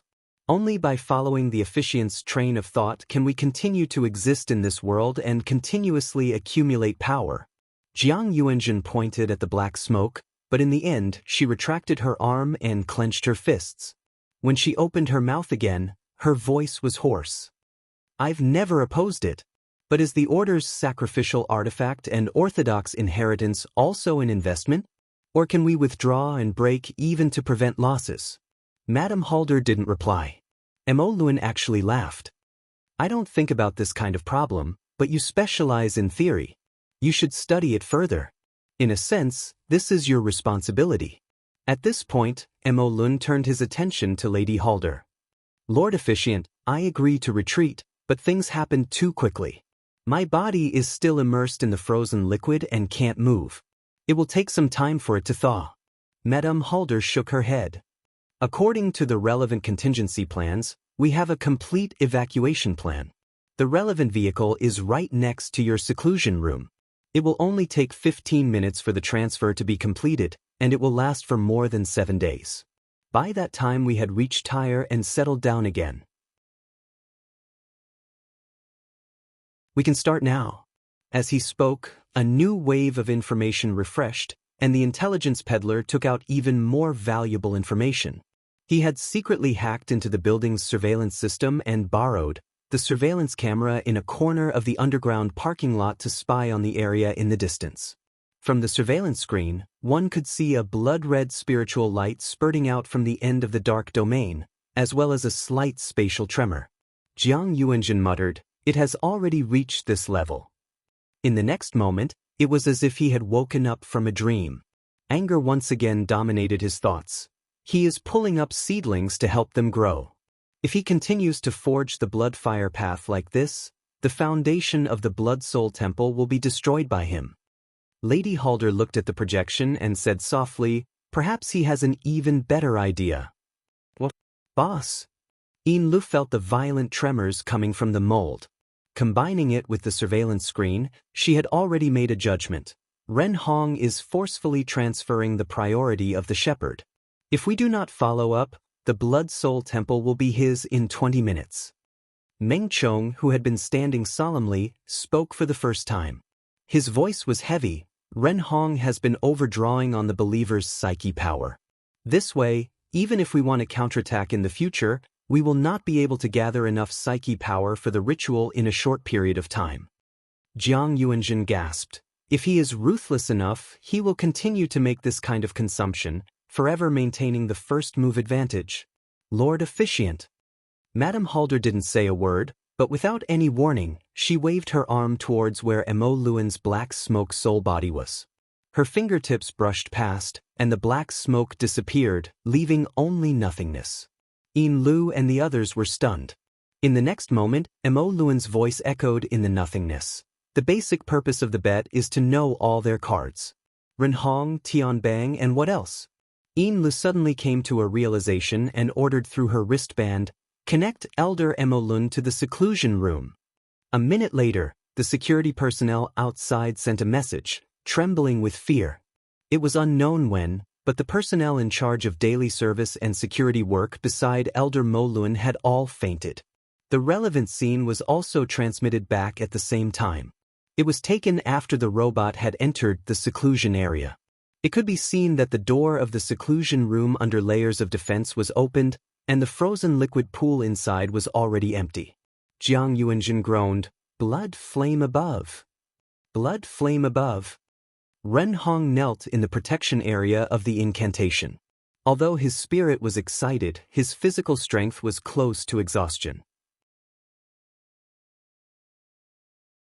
He was an outstanding blood flame priest, and he had a deep understanding of the mold and the subtle changes in the blood soul temple. It is currently not normal, and its instinct to avoid danger is too strong. It is a chaotic species, and should not react to the changes in its body. Tianbang's high-speed descent was about to end, and the current situation was still under control. He was in the mood to chat. "I feel that guy's intelligence is not normal. It has no intelligence. Is that so? I don't care about the conclusions of your research, but I saw that this guy attacked several times, and every time it hit the weak point. It hit the sore spot, and it came and went at will. It made the well-trained deep blue walkers lose face. What kind of monster have you raised with your herding?" "It is a mold, a mold." "All right, mold." Tianbang's voice suddenly cut off, and his gaze focused on the bottom of the building. The traffic was piled up there, and because the security department had already restricted access, the underground parking lot could only be left, but not entered. It was quite chaotic, and there was a person coming out of a taxi amidst the chaotic flow of people and traffic. He was dressed in very formal attire, like a white-collar worker returning to work overtime. But his pace was sluggish, and he still had the leisure to look up after coming out of the congested traffic. His gaze streaked across the glass curtain wall of Aurora Cloud City, and also across the blurred intersection of light and shadow, and the rapidly descending Tianbang. The two's gazes intersected, and they saw each other's faces. The person downstairs looked to be a middle-aged man in his 50s. His figure was thin, and his face was pale, as if he was ill. But there was clearly a flame burning in his pupils. The flame had also left a clear mark on the mental plane. Everyone flipped the cards, or flipped the table. Tianbang's eyebrows twitched, more impulsive than expected, and better at finding opportunities. In just a moment of distraction, all that was left was the meaningless street scene below. The person had already entered the building, and his aura was immediately concealed. Tianbang let out a breath, and spoke through the public channel. "Emolun is here. Have you prepared the plan?" "He came in a taxi." The frontline command center immediately exploded, activating E-Plan, Emolun's body condition monitoring, codenamed Onyx Soul. Team 5, Team 6 control the underground area. Long-range attacks are the first priority. Team 5 in position. Onyx Soul in position. Onyx Soul has entered the first floor of the underground parking lot. Yin-Yang Eye System, turn on. This Yin-Yang Eye system was a monitoring device that integrated many different wave detection. It did not have many methods to deal with spirit bodies, but as long as there was a physical body, the effect was still all right. Currently, what appeared on the front finger center screen were mostly transparent human figures, representing normal people. The spirit waves emitted by the burners and ability users on their side were displayed in green light. And in this background, there was a blurry red. Disappeared. Tianbang looked at the monitoring screen from afar, and his eyelids twitched. "Hey!" Determined that Onyx Soul is moving at high speed, system delay. All entrances and exits have been sealed, unable to determine if Onyx Soul has entered the spirit body state. Ding. This was the electronic sound of the elevator in position. Even though they knew that the target would not take the elevator, but in this sudden situation, the tactical squad that was searching nearby instinctively turned their guns. When the elevator door opened, a pair of affectionate couples appeared. The two faces instantly became frightened, the man sat on the ground, and the woman curled up and screamed. The scene was an awkward scene. Why is the elevator not locked? It's already locked, but the control system malfunctioned just now. Tian Bang followed the path that Emo Luan took to enter the building and followed along. This is not strange. During Emo Luan's third war, he was a mechanic soldier. This is just a joke. Also, he told us that the evacuation work was done badly. Perhaps, Emo Luan did not mind using this point. This sentence, Tian Bang did not say it out loud. At this moment, on the first floor of the underground parking lot, the soldier in charge of the search mission stepped on an area. The touch was very subtle, very soft. Walala. The melted reinforced concrete collapsed, and there was an even more muffled sound below. A hole about 60 centimeters in diameter appeared on the floor. Did it sink from here? There seems to be more below. The tactical flashlight's beam pierced down, all the way to the third underground floor. Is this an Earth escape? The deputy in charge of the tactical deployment said with a sneer, and then confirmed. Fragrant Bait 3 is certainly his primary target. 6th underground floor, pay attention. Yes, Senior Colonel. 6th underground floor, under the blood-red spirit light, Ren Hongmu was expressionless. In the next moment, his forehead touched the ground, and he used an even more focused posture to lead the process of the ceremony. The rumbling sound of the Deep Blue Walker's engine reverberated in the underground space, and the aftermath was introduced, causing dust to rustle and fall. In the darkness, Emo Luan's hand held onto a pillar, and he looked at the back of his own hand with protruding joints. The veins on the surface were exposed, and there was a layer of dense sweat. Fortunately, there were no age spots and the like that commonly seen at this age. Often in the freezing liquid pool, his body's appearance was well maintained, and he was even a bit younger than his actual age. But the situation under the skin, only he knew.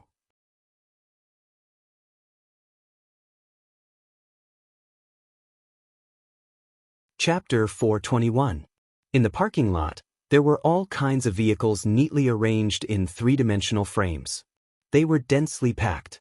In fact, apart from the 1st and 6th floors of the underground parking lot, the rest belonged to the field of mechanical automation. Only technicians and maintenance personnel could enter. The space here was narrow and the Deep Blue Walkers couldn't fully display their abilities. It was a good rest stop. Emo Luan really liked the smell of engine oil here. It made him feel as if he had returned to his youth.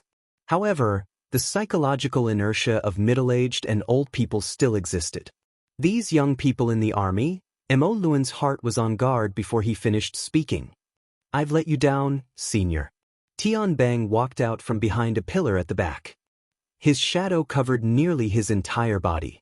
Only his pupils were bright like burning flames. No matter when or what group, the individuals are always uneven.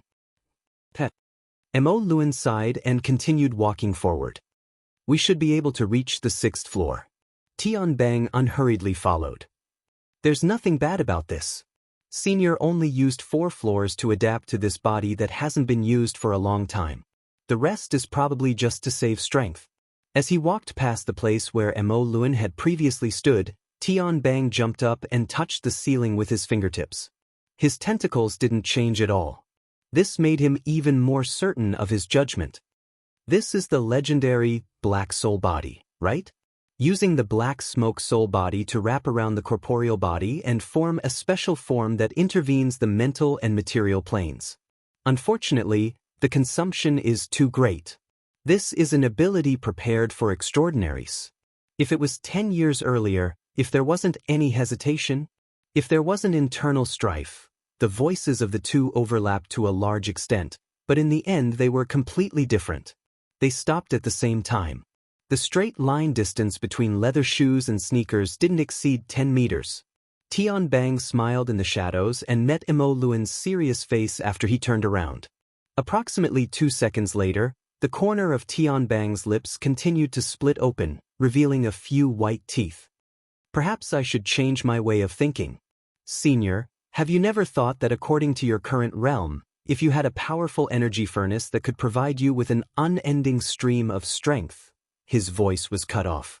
What cut off his words was Emo Luan's gloomy and ice-cold gaze. However, a gaze couldn't kill, at least it was ineffective against Tianbang. He quickly raised his hand with a rich and subtle expression. I'm sorry. My natural disposition is frank. I've always felt that it was a pity that you chose a side in the past. If we followed the binding method, perhaps everyone would have opened up a new path a long time ago, instead of struggling for an ethereal possibility like now. Oh, the Thai control faction? Back when the faction split, your voices were quite loud. It's bigger now.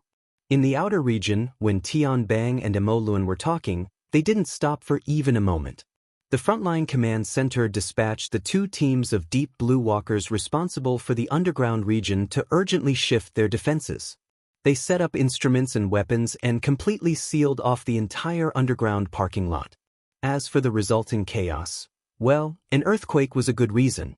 The emergency evacuation of the building had begun, but to send all the civilians to safety in just a few minutes was still a difficult task that could not be completed. But this did not prevent Tianbang from making a conclusion. The current faction of restraint is no longer the same as before. The so-called orthodoxy now is also very different from the past.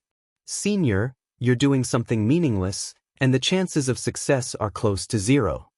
The distance of 10 meters between Tianbang and Emo Luan seemed to be 1, but in fact, it was only covered with a layer of dark curtain. The inside was divided by layers of steel frames, vehicles, and pillars. It was cramped and oppressive. In addition to Emo Luan and Tianbang's confrontational aura, not even a bug could probe inside. It's about to explode. Luo Nan had placed most of his energy here on the mental plane. From his perspective, the result here was even more important than the change in the Blood Soul Temple. Cat Eyes was still performing her duties as a broadcaster. She synchronized the scene from the command center to the mission window on the psychic wave network. Aside from the shared video, the window was completely blank. Everyone was already unable to discuss. The atmosphere grew more and more oppressive. It was just as Luo Nan had determined, it could explode at any moment. On the other hand, Ren Hong's eyelids were still drooping. He was chanting a secret incantation and maintaining the ritual. He was racing against time. But was he really not paying attention? That might not be the case. I'm very grateful that you didn't directly judge me as the loser. Emo Luan spat out truly meaningless words from his mouth. He felt that there was no need to continue like this. He unbuttoned his formal suit and loosened his cuffs. He stretched out his arms a few times. I have a general idea. Oh. Allow me to release a map cannon.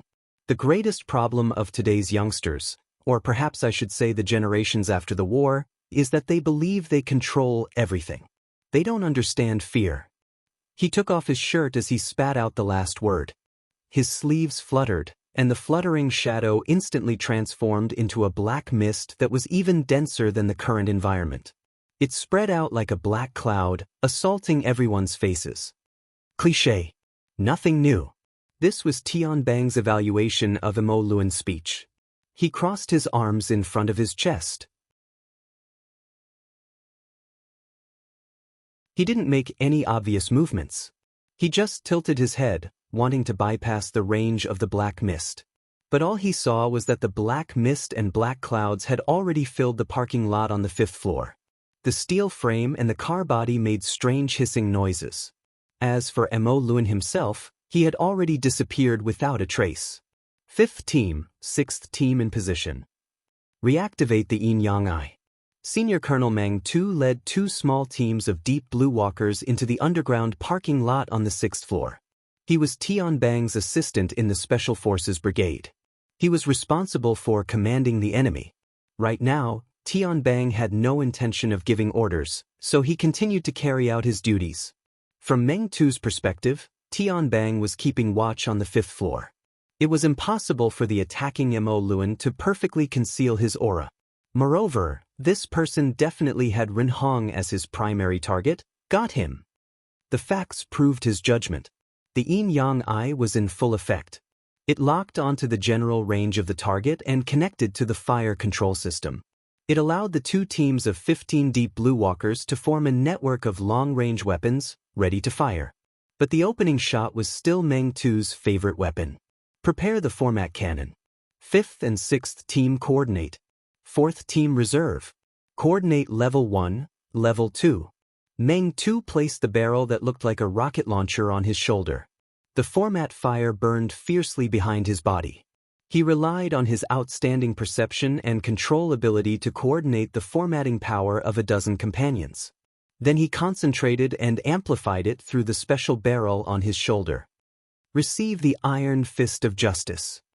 Meng Tu continued to open the way with cold jokes, but he was extremely serious. He had been teased by Emo Luan just now. Now he was going to take revenge. The muzzle of the cannon sprayed out with a flash, forming a conical beam of light as it left the chamber. The front of the cannon rapidly expanded, while the edges pulsed with a blazing white flame. The beam of light instantly broke through the ceiling in front of him, covering an area of nearly 100 square meters. It completely engulfed the target determined by the Yin-Yang Eye system. Over 100 streaks of flames erupted from the floor of the 5th floor of the parking lot. They collided with the pervasive black mist and immediately detonated a powerful shockwave, warping the vehicles and steel frames above. It caused over 100 steel constructs to deform and disintegrate, sending car parts flying in all directions. Luo Nen also noticed the great eruption of the format of fire from the depths of the mental plane. TSK Disket. The property management company will cry. Tian Bang stood at the edge of the format of fire in sync with him. The flames practically licked his face. He just grinned and shook his head. The government's trust in us is pretty much finished. Meng Tu was disinclined to respond. From his perspective, the bombardment of the ceiling had already warped and deformed. Flames seeped through, forming a vast space covered and controlled by the format of fire. The so-called revenge wasn't his goal. What he truly wanted to do was to project out the highly coordinated and resonant format of fire. He wanted to form a unique domain that could melt away all supernatural abilities. Within this domain, any body was of no use. As long as one wasn't an extraordinary, they would be forcefully pulled down from the mysterious and bizarre plane and returned to the real, ordinary world. Maintain resonance. Meng Tu emphasized and encouraged his subordinates once more. Everyone's formats must resonate. Perhaps our individual combat strength is lacking, but as long as we maintain this state, all ability users will flee at the mere sight of us. Pointing forward, Cat Eyes raised an eyebrow. He's a standard chauvinist. Can I sue him for discrimination? Zhu Ling just pretended not to hear. On the other hand, Luo Nan was somewhat vigilant. From his perspective, Tian Bang's deputy had fired the format of fire through the coordinated resonance of over a dozen burners. The format of fire had practically burned through all of the curtains of the shallow zone and the middle zone of the mental plane. The area involved in its attack and defense was vast and tight like never before. If the format of fire was raised by 1 or 2 levels, it would touch upon the deep zone or even the abyss zone or the polar domain. Mentally enhanced ability users would certainly be unable to avoid it. They could only meet force with force. To wrestle with a dozen or even a few dozen burners, that would truly be courting death. He absolutely had to be careful of this move in the future. He couldn't control his own ability and play with fire. Luo Nen nearly missed a crucial detail in his momentary daze. Tian Bang, who was the closest, was the first to discover that something was wrong. His gaze swept across the floor of the 5th floor, and he saw that it was greatly warped and cracked. The cracks had already affected the steel frame that supported it, making strange creaking noises. The sound was so ominous that it caused Meng Tu, who was on the 6th floor, to raise his head in astonishment. It didn't make sense. The format of fire mainly ablated the mental plane. The initial explosive power had collided with Emo Luan's black mist at the juncture of the mental and the material plane, forming a shockwave. The intensity was far from enough to destroy the main structure of the underground parking lot. But now, sparks and electric currents weaved through the floor between the 5th and 6th floors. Glaring cracks appeared one after another, and they were no longer just in the area covered by the format of fire. They were rapidly spreading throughout the entire floor. This momentum. Level 1 cave-in response. Just as the command appeared in the tactical channel, a large piece of the floor came crashing down along with the steel bars. The rumble exploded, and the lights dimmed for a time. Rubble rained down like rain. What was even more terrifying was that several ton-heavy vehicles and steel frames came crashing down. The enormous impact seemed to cause the entire building to sway. It even brought along large pieces of the floor to come crashing down. It came crashing down like the sky was collapsing and the earth was caving in. It was as if doomsday had arrived. There were 3 squads of deep blue walkers on the 6th floor, and nearly 20 exoskeleton armors. Every single one of them was proficient in joint attacks. But when faced with the collapsing floor, any joint attacks were useless. You're tuning in to the Passion Pages YouTube channel. We're so grateful for your support, and don't forget to subscribe to join us on this incredible journey through captivating stories. Your generosity through donations truly makes a world of difference, as it's the primary source of revenue that allows me to expand and enhance this channel for you. Thank you from the bottom of my heart for being a part of this adventure.